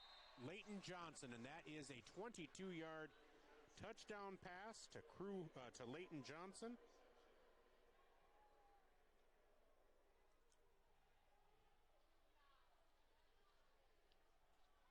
As West Central now leads 28-0.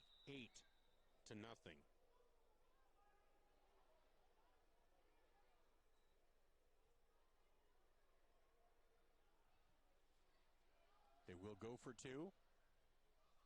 Alfson under center. Jost in motion, hands off to Jost. Jost looking for an opening, and he will not make it, so it will remain with 6:15 to go in the second quarter. 28 for West Central, nothing for Vermillion. We'll be back after these messages on ESPN Radio 101.5 AM 1570 KVTK and Vermillion streaming on YouTube. Todd's Electric, your full-service electrical contracting company. Todd's Electric services residential, commercial, agricultural, and industrial customers. From the simplest service call to the most complex design build project, Todd's Electric has the expertise to do it right. Call Todd's Electric for all your electrical needs. Todd's Electric, helping you control all things electric. Except for lightning. Todd's Electric. Go Tanagers.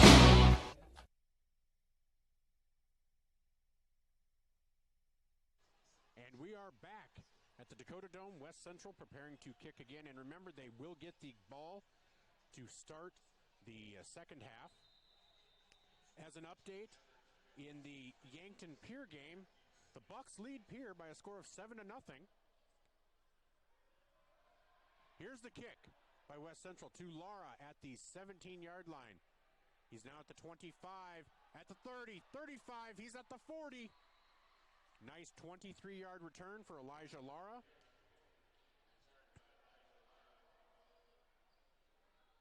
So with 6:05 remaining here in the second quarter, Vermillion takes over at their own 40-yard line. Again, in that Yankton game, 8:55 to go in the second. Yankton with the ball, leading Pier 7-0. So Nygren back in the shotgun. Ryan Chapman to his left. Connor Peterson wide right. 3 receivers left. Here's a pitch to Chapman, and he is unable to turn the corner. That is a gain of 1 for Ryan Chapman.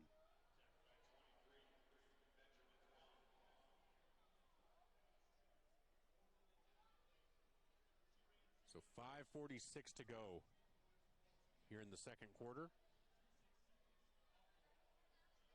An update on our other game. Hardington Newcastle leads Crofton 16-6 with 10:32 to go in the first quarter. Nygren in the shotgun. Takes the snap, rolls right, and that pass is complete to Connor Rohrig, and that is a first down for Vermillion down to the 46-yard line of West Central, a 14-yard gain. 14-yard gain and a first down for Vermillion. Clock will continue to run. Vermillion is on the West Central side of the field. So Nygren in the shotgun. Chapman behind him. 3 receivers right, 1 left. Here's a handoff to Chapman, and another shoelace tackle. But after a gain of 4, Vermillion finally feels like they're maybe moving the ball just a little bit. Now to the 42-yard line of West Central.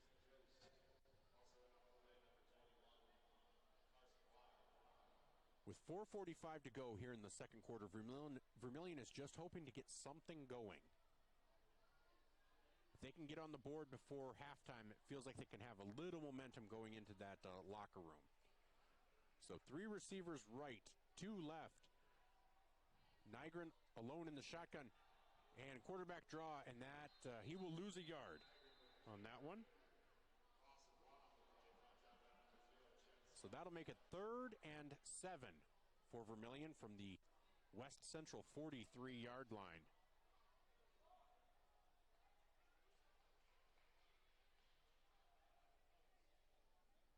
Just a reminder, September is Suicide Prevention Awareness Month, so make sure you're reaching out to people that you love and that you know. Loneliness is an epidemic in not just South Dakota, but in the nation and the world. So reach out to people. And Nygren in the shotgun. Here's the snap. Looks to pass. Makes it to Zone Robinson over to the 29-yard line for another first down. Gain of 10 for Zone Robinson.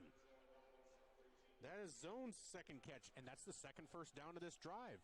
So Vermillion is now at West Central's 29-yard line. 3:33 to go here in the second quarter. Vermillion feeling like they have a little momentum, like maybe they have a little bit of a beat on how to work with this West Central defense. So Nygren in the backfield, in the shotgun, pitches it wide to Chapman. Oh, he is met back there, and that is going to be a 5-yard loss for Chapman. So that'll make it 2nd and 15 from the 34-yard line of West Central for Vermillion.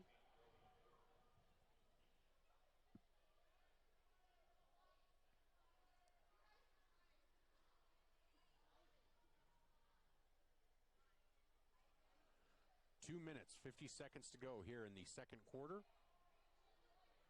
Nygren alone in the shotgun. Zone Robinson isolated left. 4 receivers right. Peterson now in motion to the left. And it's a quick pass to Peterson. Peterson tries to make a man miss, and that will be a 2-yard gain for Peterson.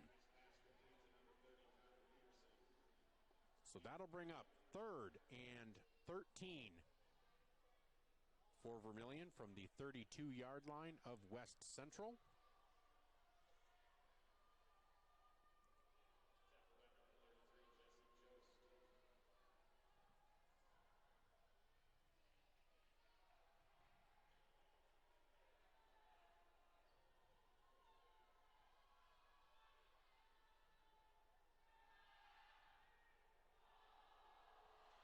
And there's a deep pass to Zone Robinson.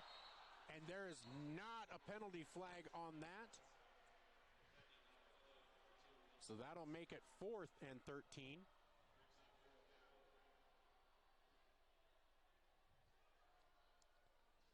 So 4th and 13 from the 32-yard line.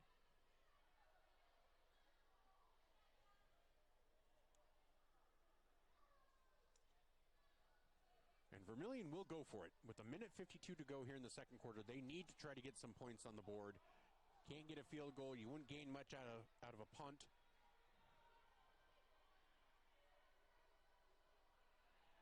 And here's Nygren under pressure, and he is going to be sacked back at the 35-yard line, a loss of 3.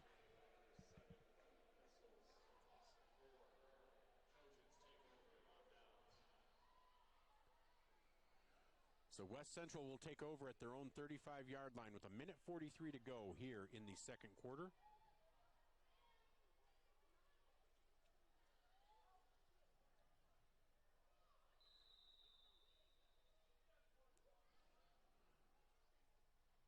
Olfson brings him to the line.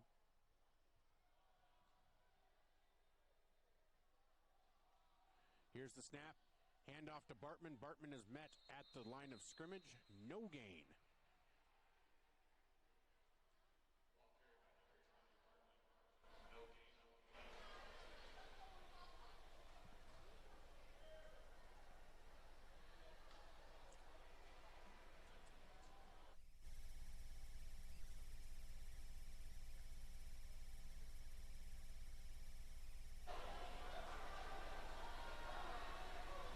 So 2nd and 10, 1:10 to go.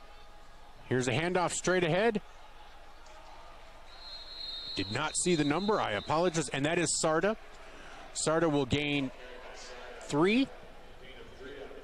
That'll make it 3rd and 7 for West Central. So 50 seconds to go.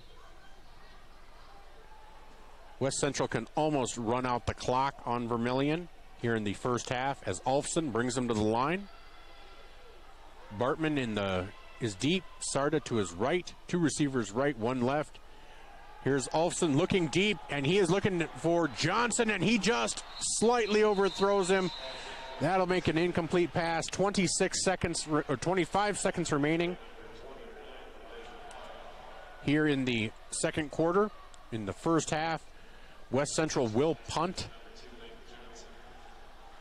No sense in giving Vermillion the ball that close to scoring a touchdown. So Crew Hire, the USD recruit, will go back deep to punt. And in what can be considered an upset alert, Hardington Newcastle at 0-3 on the season is up on Crofton 24-6 in the second quarter. And this snap goes back to Hire. Hire with the punt. That'll go back deep to Zone Robinson. And that will be downed at the 20-yard line, which is where Vermillion will take over. With 25 seconds remaining here in the first half. During halftime, we will look at scores from around the state. Thank you to our Vermillion Medical Clinic. We'll also look at other scores, thanks to Midwest Ready Mix.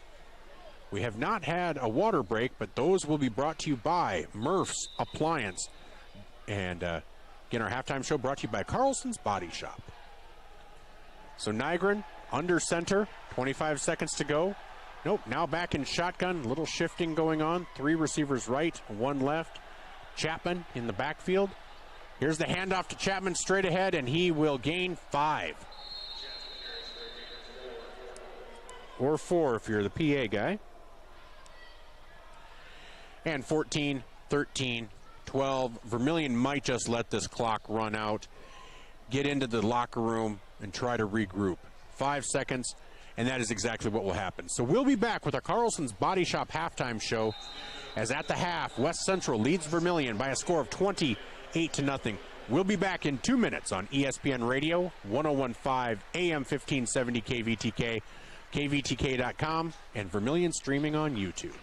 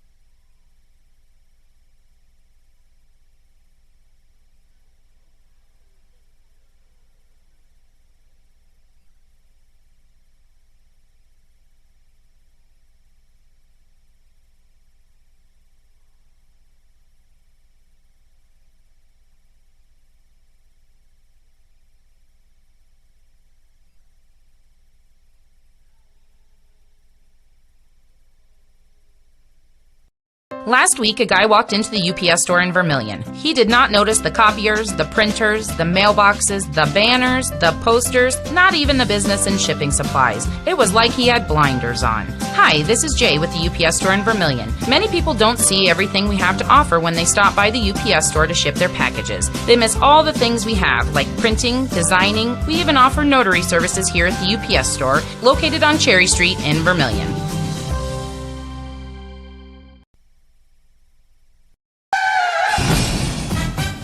In a situation like this, the first thing you do, of course, is make sure everybody's okay. And then you're thinking, you better call your insurance person.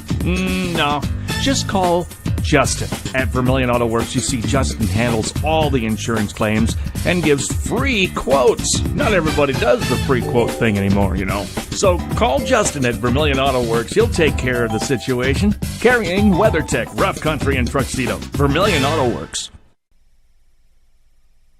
Vermillion Medical Clinic has an ongoing mission to provide areas with quality health care and convenient access to medical professionals. Our patients at Vermillion Medical Clinic value our dedicated primary care physicians, compassionate PAs, and consistently scheduled outreach specialty care. If you have health questions, need a screening, or have medical concerns for yourself or family members, call us for an appointment or visit VermillionMedicalClinic.com. So much care, so close to home.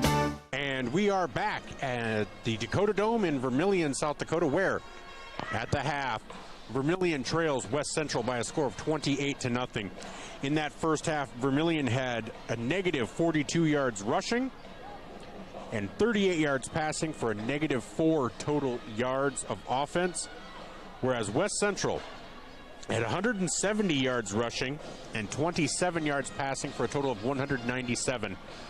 West Central was led by Aiden Bartman, who had that 55-yard run to start things off. Vermillion did, got things under control, but Chet Sarda also had a nice 27-yard run. Otherwise, it's really been dinking and dunking. West Central's really been able to just continue to move. But Vermillion has killed itself twice, shot itself in the foot twice. First, when Elijah Lara fumbled the kickoff that West Central was able to then receive at the 37-yard line. And then the failed snap, the bad snap over the head of Nolan Nygren that turned the ball over on downs to West Central in the about the 25-yard line of Vermillion. Both of those forced the defense into a short field, and they were unable to answer the bell. So that has led to this score of 28-0 at halftime. Right now, we are seeing the Pride of Vermillion marching band out on the field. And they are performing their halftime show or their field competition, pulled back the curtain. And so the Pride of Vermillion marching band is out there, so you can probably hear them. The cheerleaders are off to the left. The flag crew is out there. So as always, it's enjoyable to be able to hear the Pride of Vermillion. But we'll be back in 1 minute, and we'll take a look at scores from around the state, brought to you by the Vermillion Medical Clinic here on ESPN Radio 101.5 AM 1570 KVTK, kvtk.com, and Vermillion streaming on YouTube. If you're looking for the perfect fit, Vermillion Vision Care Associates fits like the right pair of glasses. Vision Care Associates has its roots in family eye care, and the doctors are well known for being primary eye care providers. With the ability to treat and diagnose a variety of settings, Vermillion Vision Care Associates is the right fit for you. Plus, they can fit you into a new pair of glasses, sunglasses, or contacts that feel just right. With continuing education, see the best doctors at Vermillion Vision Care Associates. Federal Credit Union, we believe in giving back to the community that supports us. That's why our employees make it a priority to volunteer their time and talents to make a difference. Whether it's improving local causes, fighting hunger, or supporting our local zoo, our team is dedicated to making a positive impact in the lives of those around us. We're more than just a financial institution. We're a part of the community, working together to make it a better place for everyone. Your community, your credit union. Voyage Federal Credit Union. All right, we are back here at the Dakota Dome in Vermillion, South Dakota, where at half, West Central, number 2, West Central, undefeated on the season, leads Vermillion by a score of 28-0. A very dominant performance from West Central. They are second-ranked and undefeated for a reason. But let's take a look around the state here in our Carlson's Body Shop halftime show, where Vermillion, again, trails West Central 28-0. That score brought to you by Midwest Ready Mix. But this look around the state is brought to you by the Vermillion Medical Clinic. Let's start off on our sister station, Classic Hits 106.3 KVHT, where two-time South Dakota Sportscaster of the Year Joe Van Gore, along with Justin Pisano and Vicky Geyser, are bringing you the biggest matchup of the night. And let's just double check that we're giving you accurate information. With 2 minutes left in the second quarter, Yankton leads Pierre by a score of 7-0. So this should be a fun one to watch. In other AA action, T Area is leading Douglas 60-0 with 5 minutes left in the second. Spearfish leads Brookings 21-0 with 1 minute left to go in the second. Huron and Sturgis Brown are tied at 7 at half, and Watertown and Sioux Falls, Washington are tied at 14 with 4 minutes left to go in the second. In 11 AAA action, number 1, Sioux Falls Lincoln leads Harrisburg 35-20 with 4 minutes to go in the game. O'Gorman, number 2, defeated Rapid City Stevens 47-0. Rapid City Central and Sioux Falls Jefferson have yet to have an updated score. It was supposed to kick off at 7 o'clock at O'Hara Stadium. And Sioux Falls Roosevelt and Brandon Valley kick off at 8. They are both 1 and 2. Let's take a look around 11A. Lennox, number 5, defeated Custer 58-7. Dakota Valley leads Milbank 28-0 at half. West Central and Vermillion, of course, we know. Chamberlain leads Belle Fourche 21-0 with 5 minutes left to go in the second. Sioux Falls Christian leads Madison 7-2 with 1 minute left to go in the first half. In what I thought was going to be a very close matchup, I thought it might be one of those matchups of the night. Del Rapids and top ranked, and number 3 Canton doing battle in Del Rapids. Del Rapids leads Canton by a score of 41-8. You can toss on those headphones if you want, if you wanted to add anything there, Gage. If you don't, that is fine. All right, we're just focusing on the computer tonight. So, again, Del Rapids leads Canton with 4 minutes left to go in the second, 41-8. Now, obviously, this isn't always accurate, but it usually is. That is an astonishing score, at least to me. Beersford leads Flandreau 7-0. Hell City beat Dakota Tech 30-0.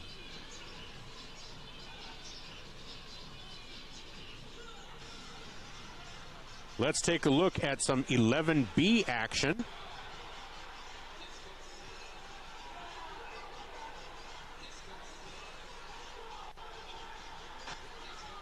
In 11B, Scotland Menno leads Baltic 4-0 with 1 minute left to go in the second. Dual leads Groton Area 16-0 at the half.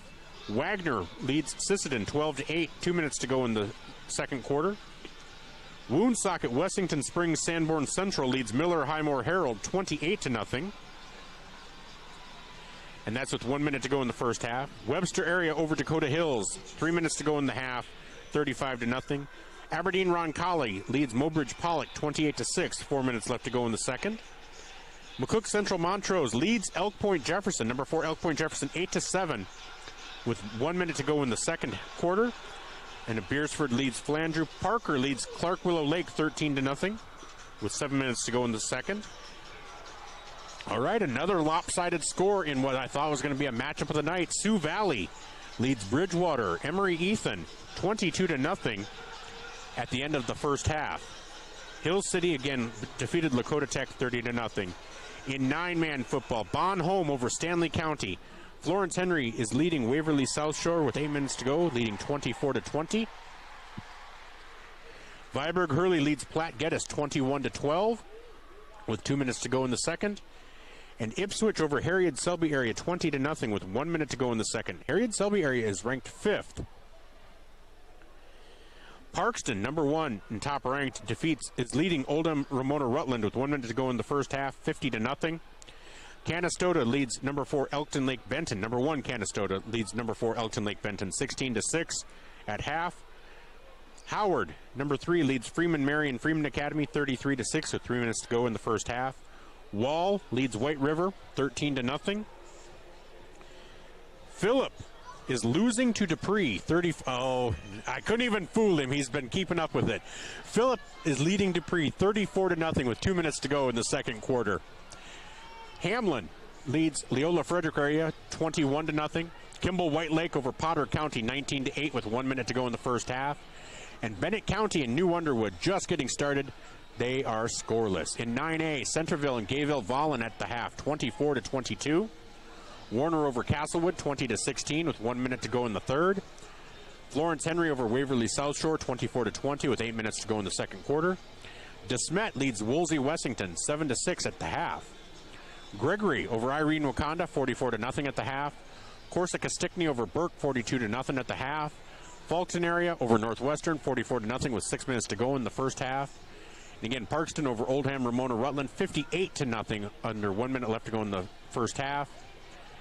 Now Alcester Hudson leads Chester area 16-12 with 11 minutes to go in the second quarter. Dubrook area 44, Iroquois Lake Preston, 0, 2 minutes to go in the first half. And just looking at some other area scores.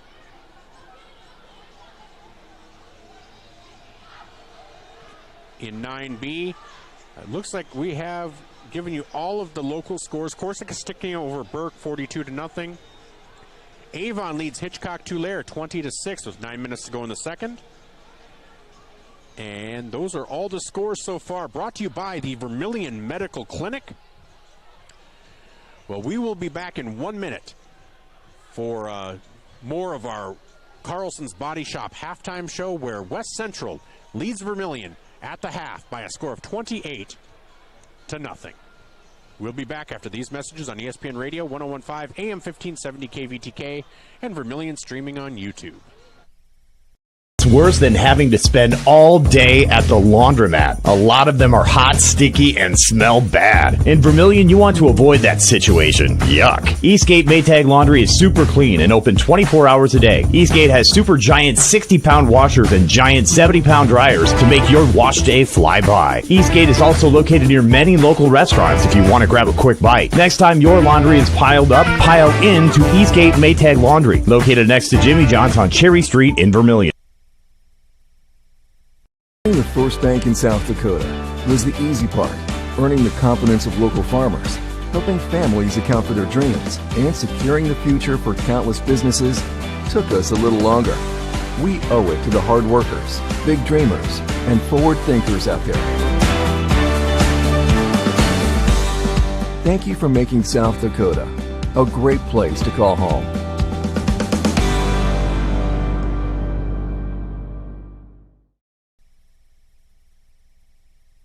Pied Piper, the sign says it all. Flowers and gifts. The store is bustling with something new all the time.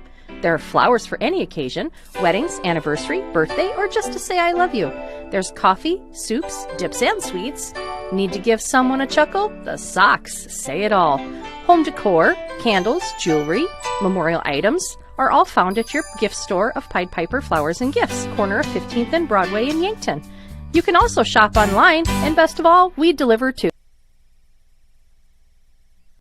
Eliminate the wait when your furnace and AC needs repair by joining Larry's Heating and Cooling, Comfort Care, and Elite Care Club. Larry's Comfort Care Club features seasonal maintenance discounts on service and no overtime charges. Larry's Elite Club includes seasonal maintenance, free parts, free labor, free service calls, and both mean you are in front of the line for service. Call Larry's Heating and Cooling and sign up for the Comfort Care or Elite Care Club. Larry's Heating and Cooling, Yankton and Vermillion.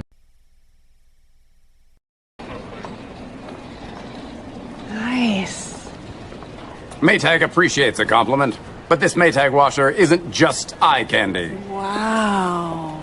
Inside, it's got the capacity and power to handle even the mightiest loads. I love this. Yeah, she's a beaut.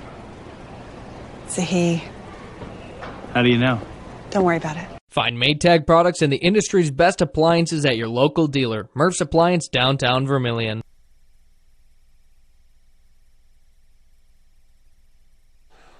Welcome back to the Dakota Dome. I'm Michael Schumacher alongside Gage Ravalette and Jen Ashley.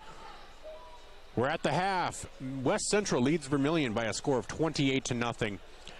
West Central, like I said, had 170 yards rushing in that first half.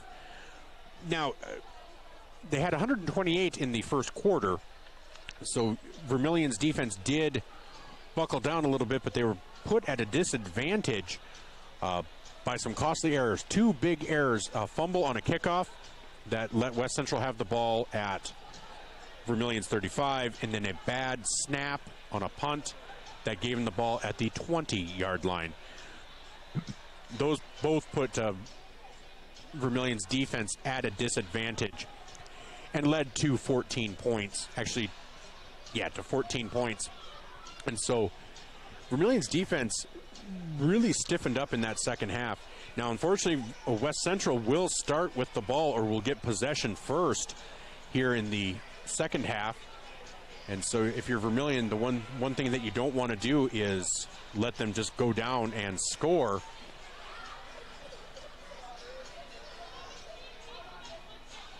So Raleigh French will be kicking off for Vermillion. This is the first time Vermillion's kicking off. Back deep for West Central. Number 8, Preston Butts.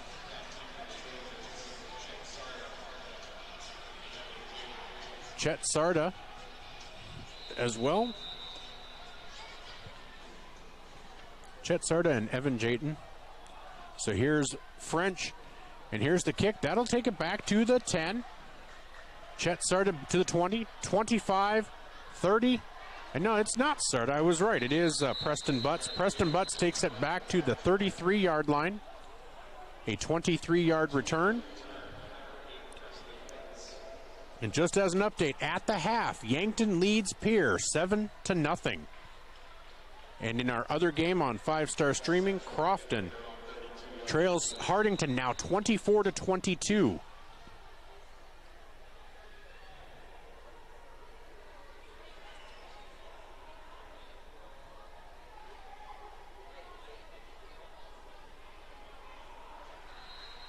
So here's the first play from scrimmage, and that'll be a 2-yard gain. So Aiden Barta with a 2-yard gain.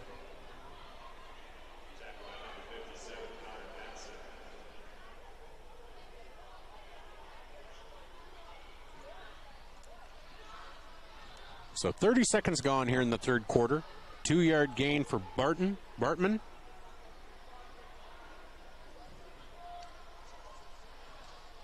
And here's the snap. Handoff to Bartman again. Straight ahead. And he will gain.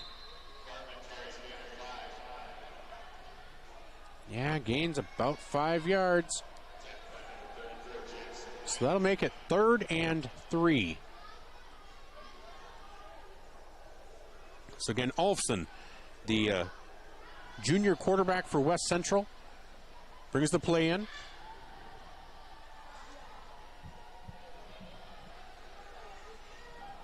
Back in shotgun with Bartman to his right. 3 receivers left, 1 right. Here's a quick pass from Olfson, and that is through the hands of Leighton Johnson. That's an incomplete pass. That'll make it 4th and 3.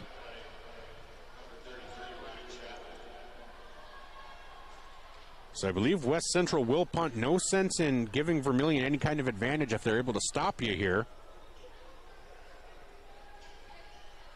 So back to punt will be Crew. Higher.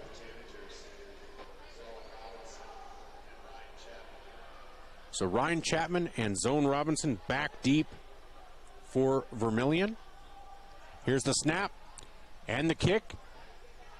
That'll come down to Chapman, and that is, he fair catches it at the 34-yard line.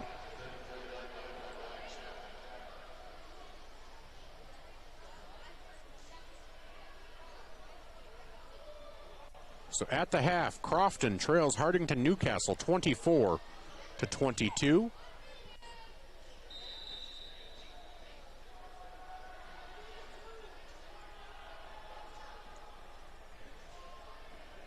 So Nygren back deep in the shotgun. Connor Peterson in motion left to right. Here's a quick pass to Peterson, and it is dropped. And unfortunately, that has been a bit of an issue for Peterson this season.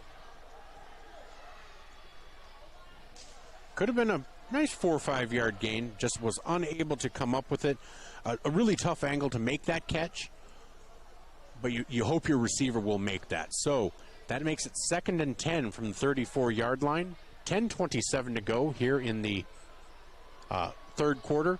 Again, West Central 28, Vermillion nothing.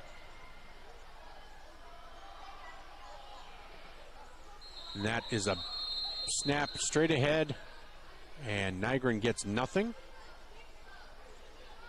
Sorry, Chapman gets nothing.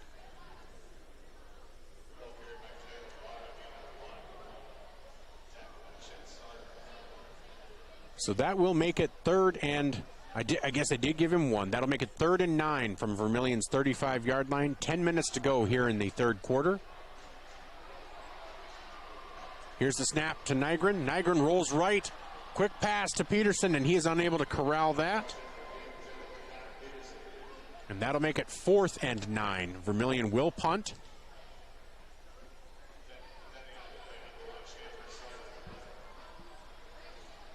So it does stop the clock with 9:47 to go.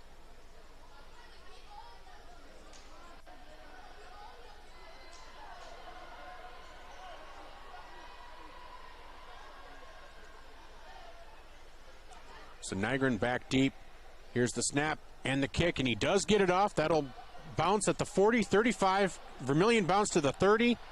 Picked up there by Jost, and he brings it back to the 35-yard line. And they're going to count him down. The ball came loose, but they're going to say he was down. So with 9:40 to go, West Central will take over at their own 35-yard line. And Vermillion will hope to make another stop.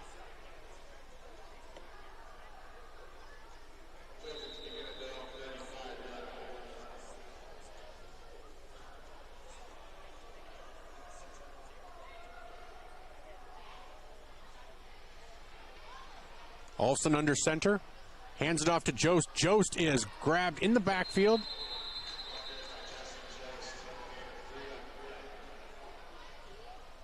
And he does drag Connor Matson for a few yards.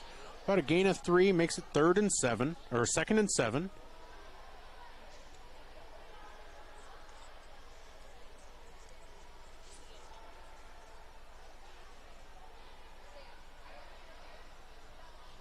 Again, Alfson and West Central willing to take their time. 9:08 to go here in the third quarter. Alfson under center. And they are going to blow the play dead. There will be a flag on the field. It's been a fairly clean game, but there's a false start on West Central. That'll make it 2nd and 12 for West Central. That'll bring the ball back to the 33-yard line.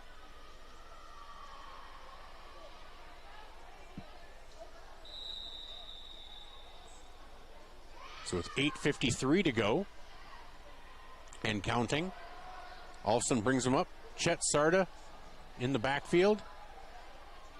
Kind of a power run formation. And it's a fake, and here's Olsen, looks to pass over the middle, and that is complete. Down to the 40-yard line, that is to Jude Jarding. So that is a 27-yard gain for Jarding.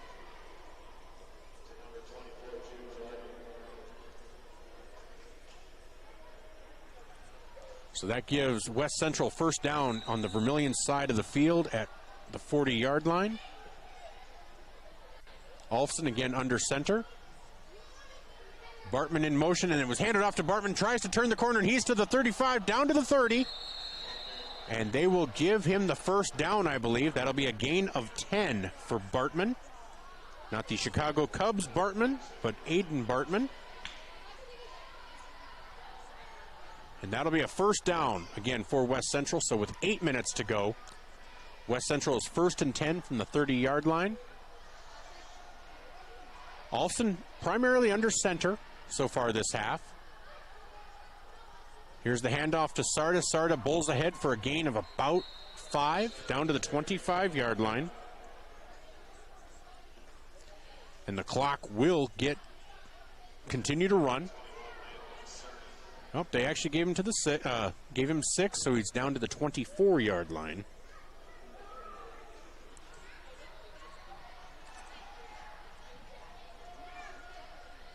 So Olsen under center, Sarda in the backfield. Here's motion. Handoff to Jarding. Jarding around the left. And they're going to call him down again. And that ball definitely looked like it came out ahead of time. But they gave him 2 yards on the play, down to the 23. So that'll make it 3rd and 3.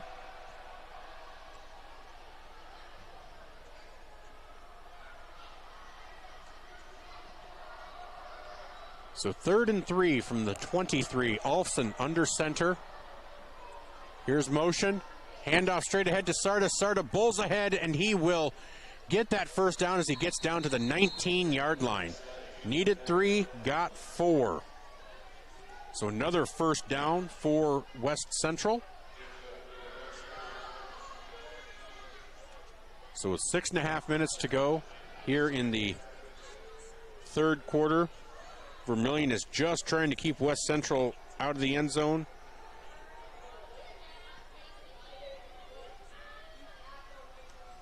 And a bad snap, and Olsen goes down. So the clock continues to run, 6:12 to go. Again, West Central with that 28-0 lead. Now under 6 minutes to go here in the 3rd quarter.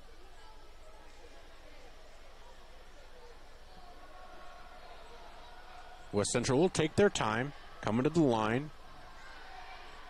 Kind of that single wing kind of appearance. Here's Olsen with motion, and he'll roll out to the right, and wide open is number 23 for West Central.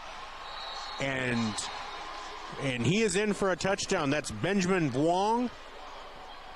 So Benjamin Vuong with the touchdown pass, touchdown reception from the 19. So 19 yards on that pass play for a touchdown. Makes the score 34-0 as West Central, as they will do, will go 4-2.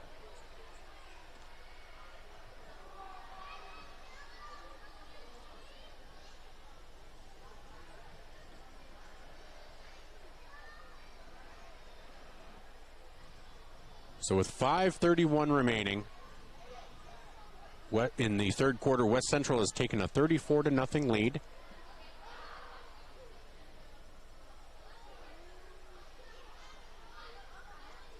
They will go for 2. The ball is on the 3-yard line, right in the middle.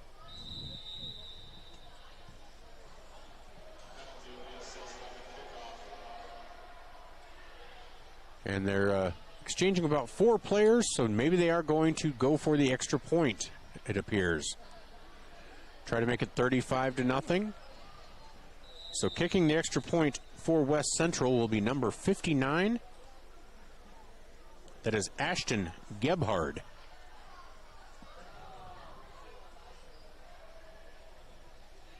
Here's the snap. And there will be no kick. But they will try to throw it in for 2, and that is incomplete. So the score will remain with 5:31 to go. West Central 34, Vermillion nothing. We'll be back in 1 minute on ESPN Radio 101.5 AM 1570 KVTK and Vermillion streaming on YouTube. Your invitation to thrive in Yankton, South Dakota. Nestled on the bluffs of the Missouri River, plenty of outdoor adventures are waiting. Whether you work remote or in a traditional office, we have a spot for you. Quality healthcare, diverse manufacturing, progressive school system, Mount Marty University, and so much more. Explore with family and friends. Let's thrive together. And we're back. 5:31 to go here in the third quarter. West Central has taken a 34-0 lead. Appears there's being a penalty marked off. I'm not quite sure. I didn't see anything, but kickoff will be taking place from the 25.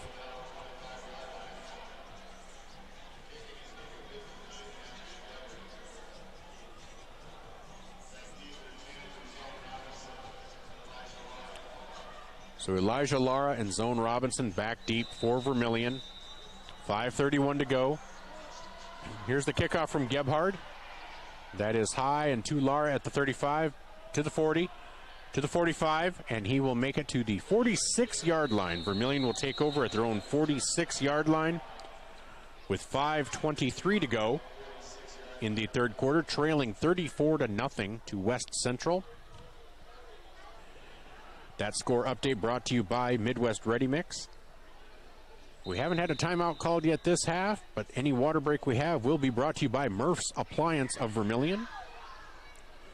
Nolan Nygren in the shotgun, Ryan Chapman in the backfield, and handoff to Chapman over the left-hand side, and Chapman, oh, another shoestring tackle, will gain 2 yards though. So that'll bring up second and, well, they're going to give him about 2.5, 3, so make it 2nd and 7.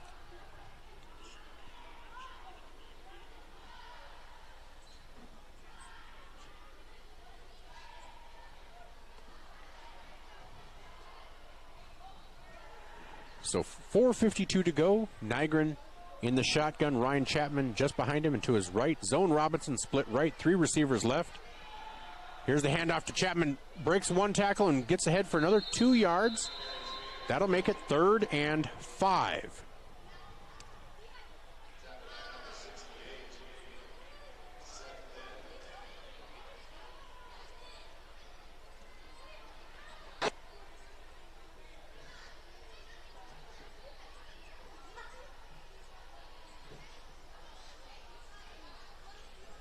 So 3rd and 5, 4:15 to go. Nygren in the shotgun with Chapman behind him. 3 receivers left. Zone Robinson isolated right. And timeout called by Nolan Nygren. So we'll take a timeout as well with 4:04 remaining. Vermillion trails 34-0. We'll be back in 1 minute on ESPN Radio 101.5, AM 1570 KVTK, and Vermillion streaming on YouTube.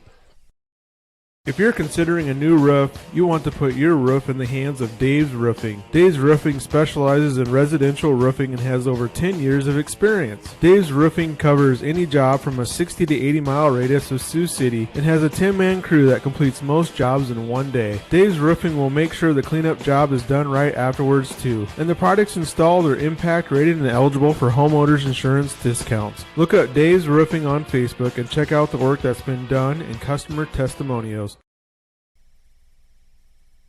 Blaine Olson, owner of Blaine's Body Shop in Vermillion. I grew up here, graduated here, and now have a business here. I'm proud to serve the community that has helped me live this dream. I have top-notch equipment, the latest in training, along with a work ethic and the desire to serve you. Should you need repairs in the future, please remember Blaine's Body Shop across from Polaris on the Highway 50 bypass in Vermillion. Blaine's Body Shop.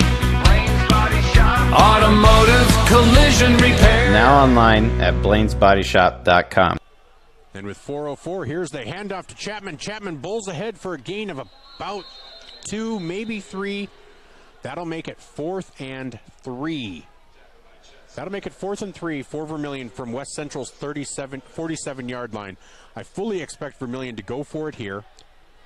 You're down 34-0 with 3 minutes and 44 seconds to go in the third quarter.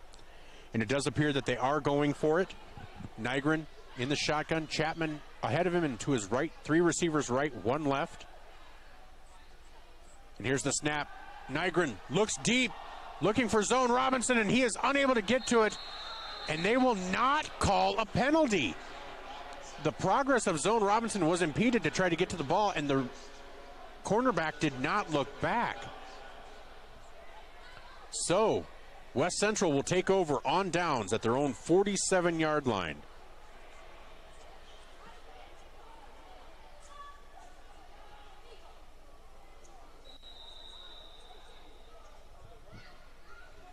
So with 3:21 to go in the third quarter, West Central with a 34-0 lead takes over at their own 47-yard line. Vermillion hoping for a stop here.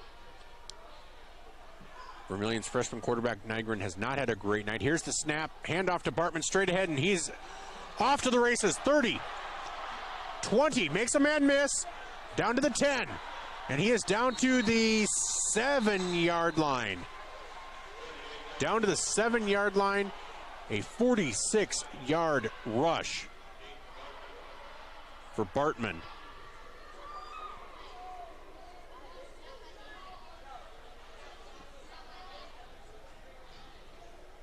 So Bartman has 2 rushes that put him over 100 yards. The rest of the night, probably about 20 yards total. Maybe 30. So with 2:52 to go, West Central's knocking on the door. 1st and goal from the 6-yard line. Olfson in the shotgun. Bartman deep in the eye. Here, and they're going to be a false start, I believe. Yep. False start on West Central. So that'll make it 1st and goal from the 11-yard line.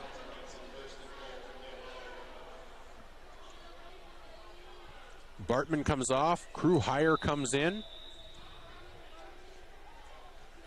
As you can see, as you can tell, West Central really distributes the ball. They don't have just one running back that they go with. They have 3 or 4. So Olfson will bring him to the line. Chet Sarda is now deep with Jayton going around the left, and there's a pitch to Jude Jarding, and Jarding will be down at the 1-yard line after a 10-yard gain. So 2:05 as he went out of bounds. Clock stops, so 2:05.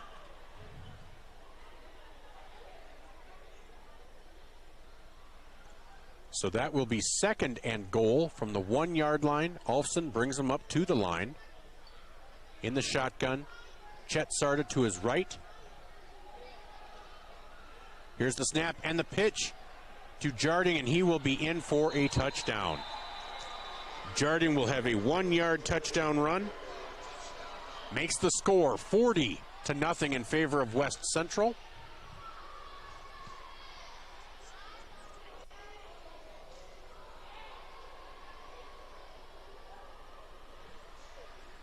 And West Central will again kick the extra point.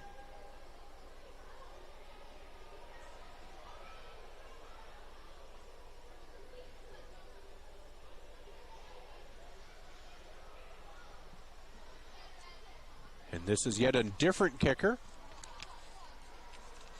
We're looking at number 88, Lane Miller. Here's the snap, and the kick is up, and it is good. So with 1:56 to go in the third quarter, West Central 41, Vermillion nothing. We'll be back in 1 minute on ESPN Radio 101.5, AM 1570 KVTK, and Vermillion streaming on YouTube. Need a new set of tires? Look to Carlson's Body Shop in Beersford. How about some accessories like WeatherTech floor mats, Access roll-up truck covers, bed liners, remote car starters, and thousands of other products. Hey, you can look at everything at your convenience online too at carlsonsbodyshop.com. No wonder the song says, Bring it down to Carlson's Body Shop, your complete car care center.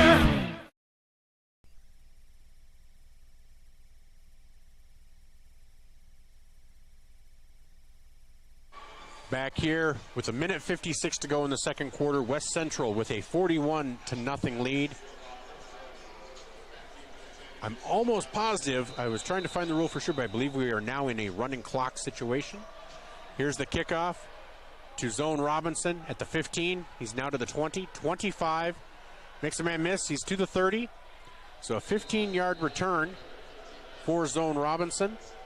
And yes, the clock will continue to run. Minute 42, 41, and counting. We are in the second half, and with a team with a 35-point lead or more, it does become a running clock. So Nolan Nygren back in the shotgun. Ryan Chapman to his left. Zone Robinson isolated right. 3 receivers left. Here's the pitch to Chapman. Chapman at the 30 and tries to get around the corner, but gain of about 2. So a minute 9. West Central leads 41-0.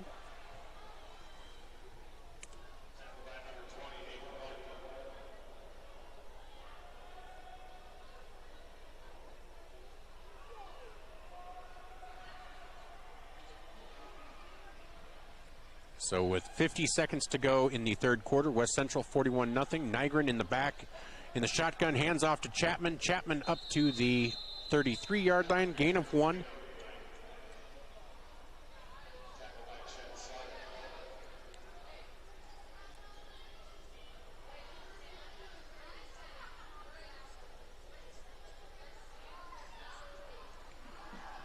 And 23 seconds and counting.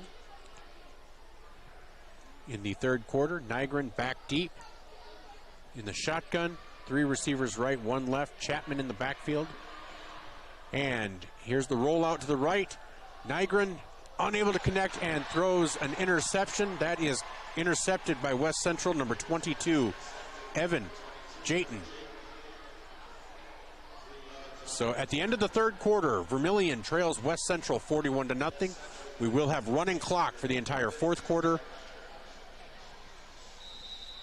We'll be back in 1 minute on ESPN Radio 101.5, AM 1570 KVTK, and Vermillion streaming on YouTube. Clay County Abstract and Title Company has a complex job that boils down to something very simple: helping you purchase your dream with confidence. When investing in a new home, a new site for your business, or piece of property, you want peace of mind that the property is truly yours. Clay County Abstract and Title Company has been doing just that since 1946. Clay County Abstract and Title Company, proud supporters of Vermillion activities and proud to be a part of your dreams come true.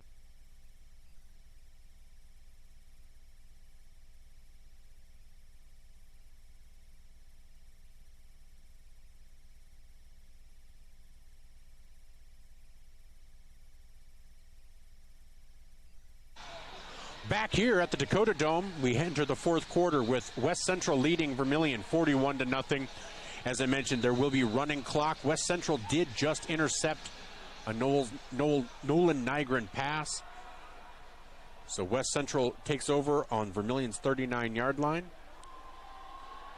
We'll have reserves in, and here's the handoff straight ahead.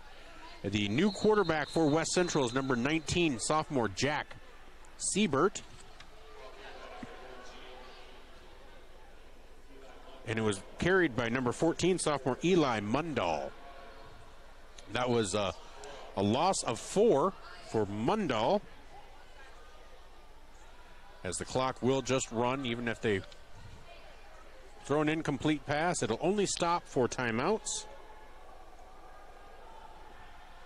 So Siebert in the shotgun, pitches it over to Mundahl. Mundahl gets back to the 4 yards and gets and he is pushing that pile. Gets 4 more. Gain of 8 for Mundahl. Clock continues to run.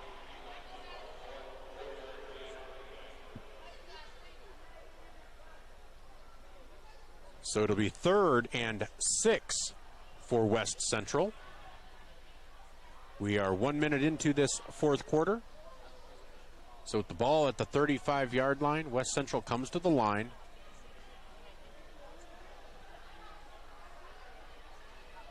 So Jack Siebert gets the shotgun snap, and he is going to be tackled for a 5-yard loss.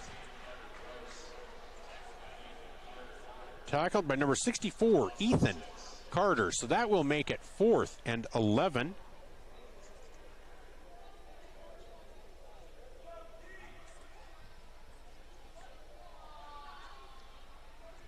So clock continues to run. 10-18, 17. West Central just kind of looks, I don't know if they're going to go for it or punt it.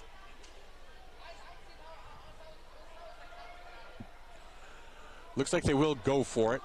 Running clock, no sense in not. Siebert gets the shotgun snap. Gives it off to Preston Butts. Preston with a 4-yard gain. And that'll give it back to Vermillion on downs with 9:48 remaining in this fourth quarter.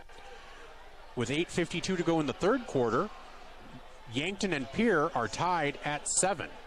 And that's over on 5-star streaming and also on Classic Hits 106.3. And with 8:38 to go in the third quarter, Crofton leads Hardington Newcastle 28-24.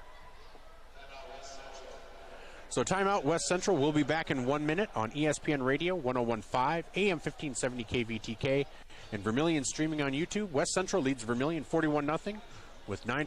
Whether you're in the market to purchase a new home for your family, you want to sell your existing home, or you're a student looking to rent an apartment, Dakota Realty and Property Management can fit your needs. Being locally owned and with over 150 years of combined experience, they are the experts at helping you find your new home. Go to Dakota Realty and Property Management because they like what they do.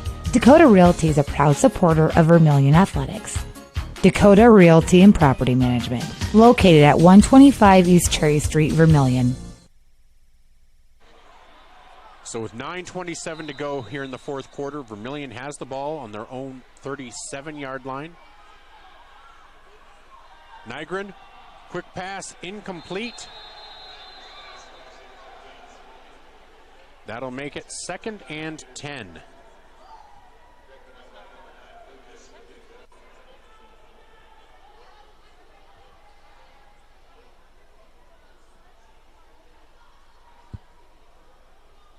As Vermillion comes to the line, Ryan Chapman in the backfield with Nygren, Zone Robinson, isolated left. 3 receivers right. Here's the handoff to Chapman, straight ahead. And he is through to the 45, 48, and he is brought down at the 49-yard line. And that is a first down, gain of 12 for Chapman.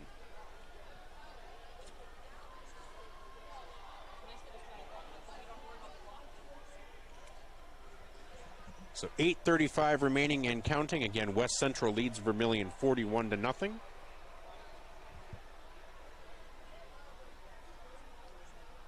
Here's the snap to Nygren.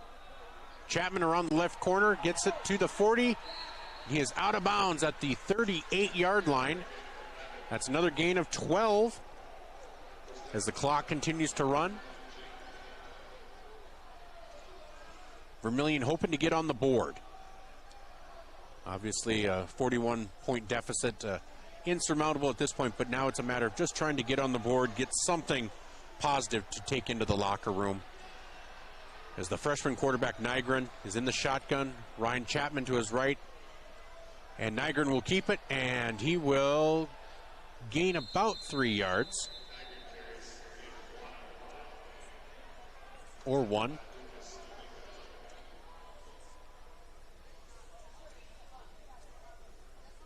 So 7:32 to go. Ball on the 36-yard line.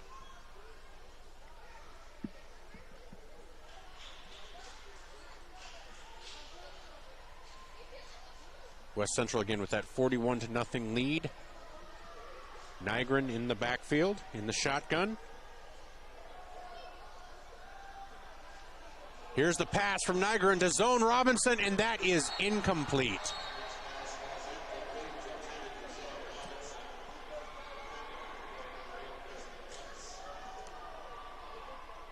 If you're looking at 11A action, yeah, it's going to.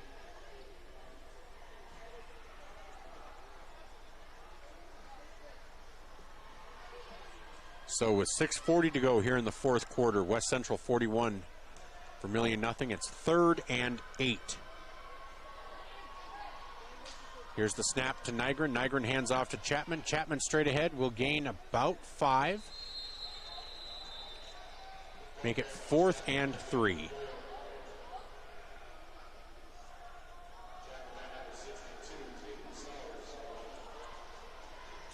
In other 11A action, whoops.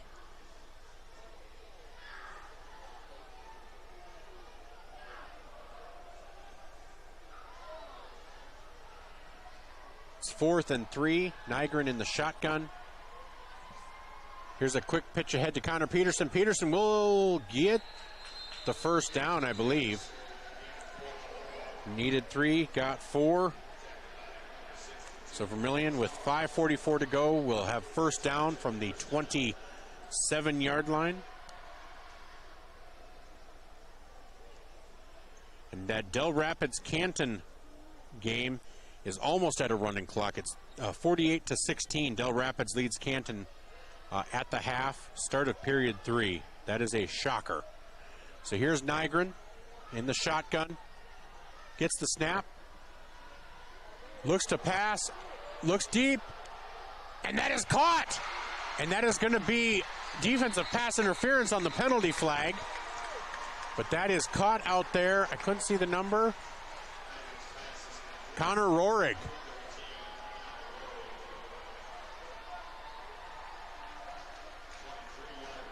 It's a 25-yard reception for Rohrig. So first and goal, Tanagers from the 3-yard line of West Central. Just another score update. Crofton leads Hardington Newcastle 34-24. And Yankton and Pierre are still tied at 7. Here's the snap to Nygren. Nygren hands off to Chapman, and he is tripped up for a 2-yard loss back at the 5.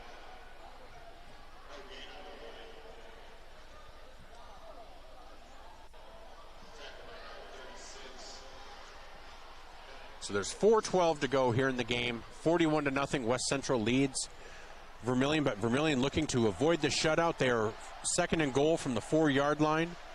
Nygren in the shotgun. Chapman behind him in the eye. Here's the handoff to Chapman around the corner, and he will be in for a touchdown. Vermillion will not be shut out. That is a touchdown for Ryan Chapman on a 5-yard touchdown run. Makes the score 41-6 in favor of West Central with 3:39 and counting to go in the game. Raleigh French will attempt the extra point.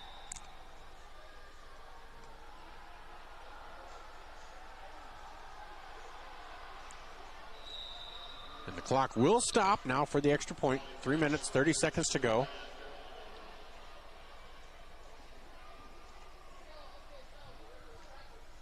So here's the snap, the place, and the kick, and it is up, and it is good. So Vermillion 41-7. They now trail West Central with 3.5 minutes to go. They will kick off after these messages on ESPN Radio, 1015 AM 1570 KVTK, and Vermillion streaming on YouTube. Digital Solutions started small, but now we're growing as FDS provides live streaming coverage for over 20 schools across 3 different states on our Fuller Digital Solutions YouTube channel. Subscribe to get notified when we go live for your school events. Big events are captured live, and your business can get noticed with advertising during our live streams. Local talent and camera operators are encouraged to contact us too for future employment. No experience necessary. We will train. For information about advertising or working with Fuller Digital Solutions, email us and follow us on Facebook. And we are back. 3.5 minutes to go here in the fourth quarter. West Central leads Vermillion 41-7. Vermillion will kick off to West Central, and then once the clock starts again, it will continue to run. So kicking off for Vermillion will be Raleigh French.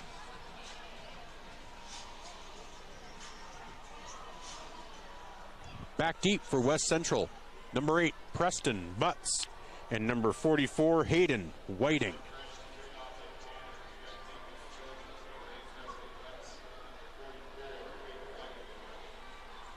So 3.5 minutes to go. Again, once the clock starts, it will continue to run for Vermillion and West Central. Disappointing night for Vermillion, just unable to get things going. Here's the kick by French. That'll land at about the 10. Fielded there at the 20, to Whiting at the 30. Out to the 33, a 23-yard return for Whiting.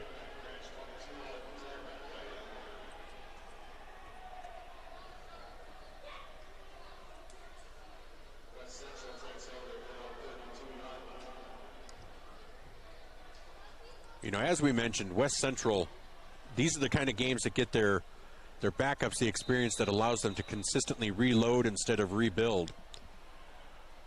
So again, Siebert back in the shotgun. Sending in motion, number 26, but hands off.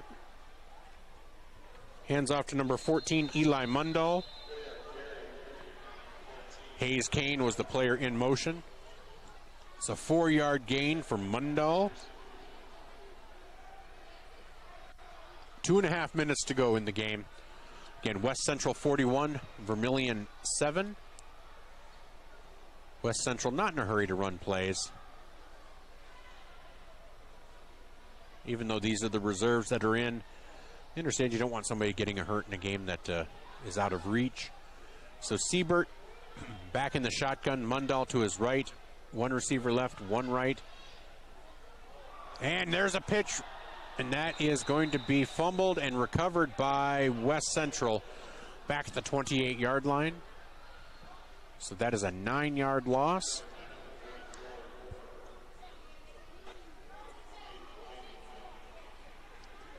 Hayden Whiting with recovery, 9-yard loss.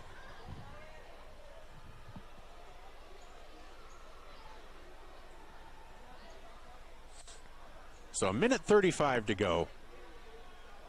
So Vermillion will look to regroup next week as they go to Custer. Custer is 0-3. Actually, they're 0-4 now. They lost today. So a good chance for Vermillion to try to right the ship. And there's a pitch, and that is recovered by Vermillion at the 22-yard line. 1:15 to go. Recovered by Connor Peterson. So Vermillion maybe looking to get on the board again. You only have 1:10, and the clock is running. So they need to make some quick plays. Minute to go. So Nygren brings them to the line with Caleb Lara in the backfield. Nygren looks to pass, goes deep to Zone Robinson, and Zone, no penalty flag. And I guess I understand they figure maybe it's out of reach, but that ball, Zone was definitely bumped on the play, affecting his ability to catch it. But clock will continue to run, 34, 33, 32, so we're down to 30 seconds to go.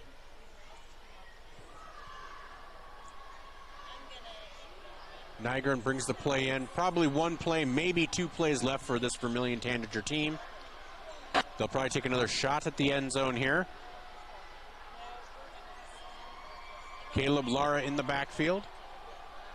And here's a pass, and incomplete, and that will be the game. So, after 4 quarters of action, West Central defeats Vermillion by a score of 41-7. We'll be back after this 3-minute timeout on ESPN Radio 101.5 AM 1570 KVTK, KVTK.com, and Vermillion streaming on YouTube. Interior technicians. I'm ready for my big role, Jerry. What do you mean? You said I'd be in your next 30 commercials.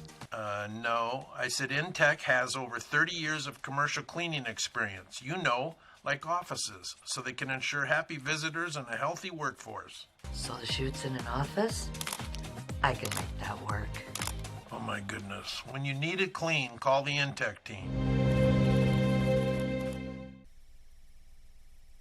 Knutson Family Dentistry in Vermillion, they strive to provide the highest quality patient-centered dental care in a friendly, relaxing atmosphere. Knutson Family Dentistry works hard to provide the best cosmetic, general, and emergency dental treatment in the area. With over 50 years of combined dental experience, the latest dental technology, and a professional and compassionate staff, they're your top choice for dental care. Call for an appointment at 605-857-8008. Knutson Family Dentistry of Vermillion.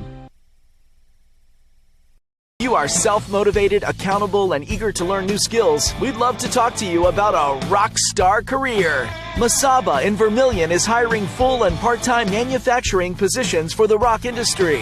Masaba provides comprehensive training in a clean, safe, and state-of-the-art facility.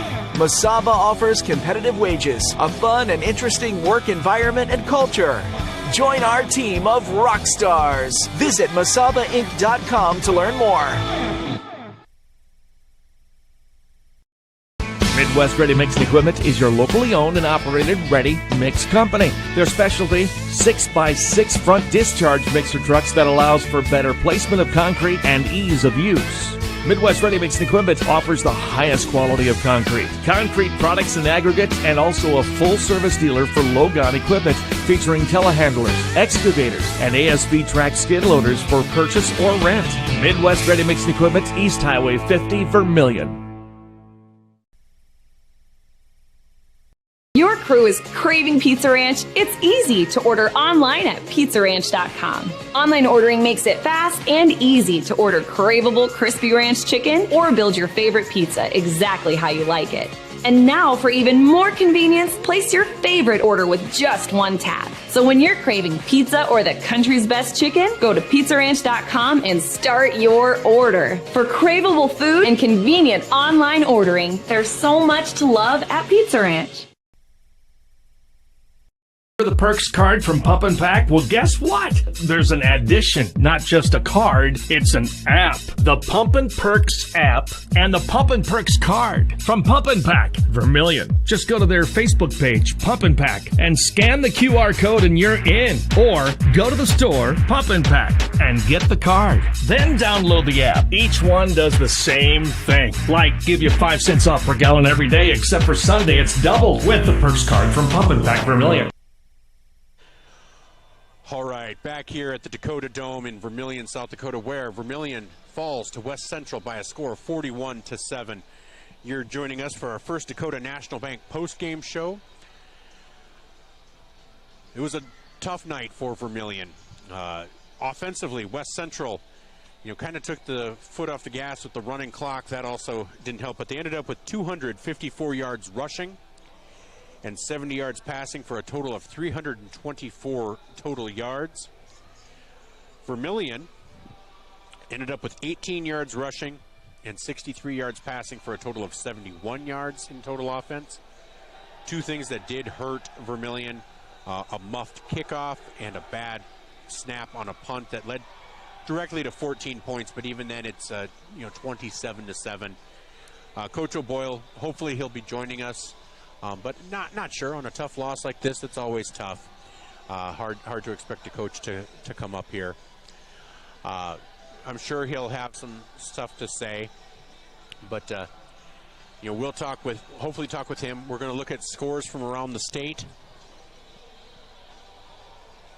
But West Central really showed why they're the second-ranked team. They'll probably stay the second-ranked team because Del Rapids appears to be taking it to Canton, and we will take a look at scores from around the state when we come back from this timeout here from our Vermillion sportscasters on ESPN Radio 101.5 AM 1570 KVTK and Vermillion streaming on YouTube.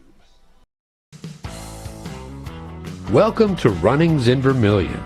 Shop their great lineup of clothes for women, names like Ariat and Carhartt for men, boots and shoes and kids clothing. Runnings has a large supply of animal food and accessories. Love the outdoors?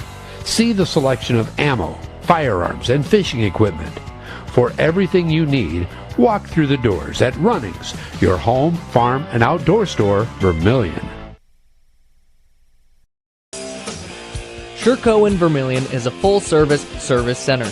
Sherco LLC is an industry-leading supplier of tarp systems to the transportation industry and is located in Vermillion, South Dakota. Sherco Vermillion supports their customers in the agricultural, construction, waste, and flatbed markets. Become a part of the Sherco team. Go to sure-co.com, about us/careers. Demand the best. Demand Sherco.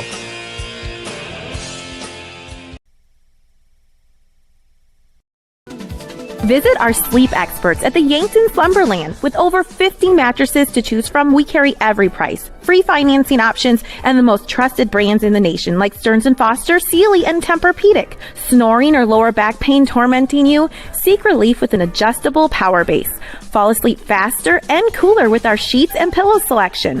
With a 120-night sleep trial, you can't make a mistake. See us today at the Yankton Slumberland, 2401 Broadway. Save means you're sort of protecting yourself. My mom and dad told me how to be safe. It's like super duper important. Hold a grown-up's hands. Put a helmet on because you might hurt your head super duper bad.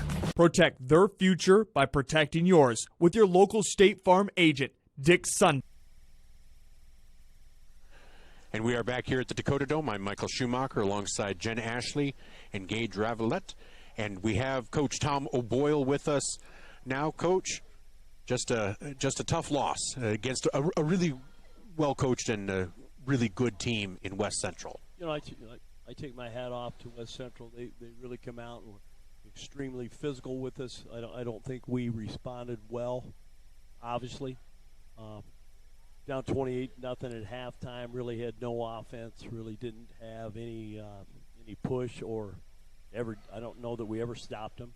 Our offense was unable to move the ball, and the physicality of their linebackers and defensive ends really gave us fits. We thought we were better prepared for that. Obviously, I didn't have them ready for that type of physicality, but you know, The good news is, Michael, this game we put behind us. We didn't get hurt tonight. We didn't lose any players.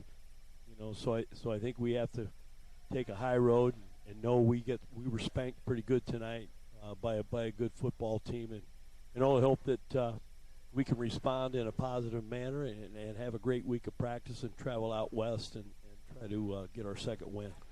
Well, and that's exactly right. It puts you at 1-3 on the season, but like you said, you didn't lose anybody. Nobody got hurt.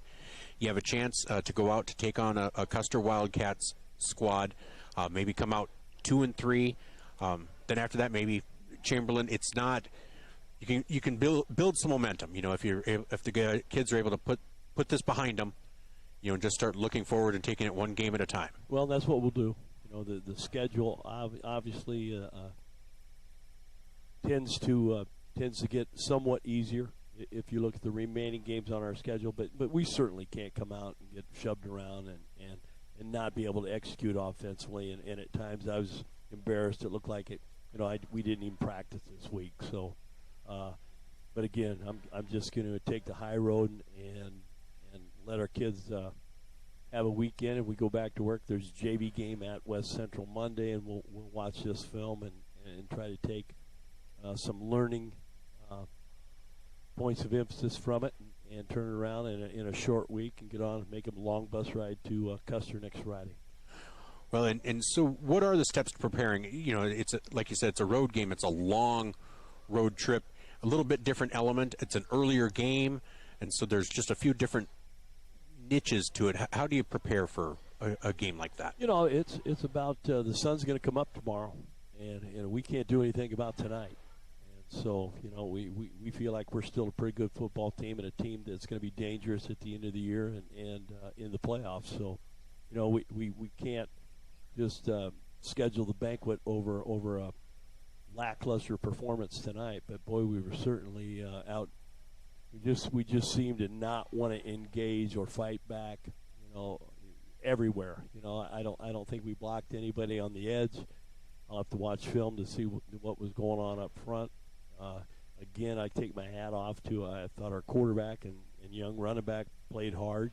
You know, I think our kids played hard. I just don't know if we ever swung back and tried to and really believed that we could dig out of the hole and come back and make this a game. So, you know, getting ready for Custer.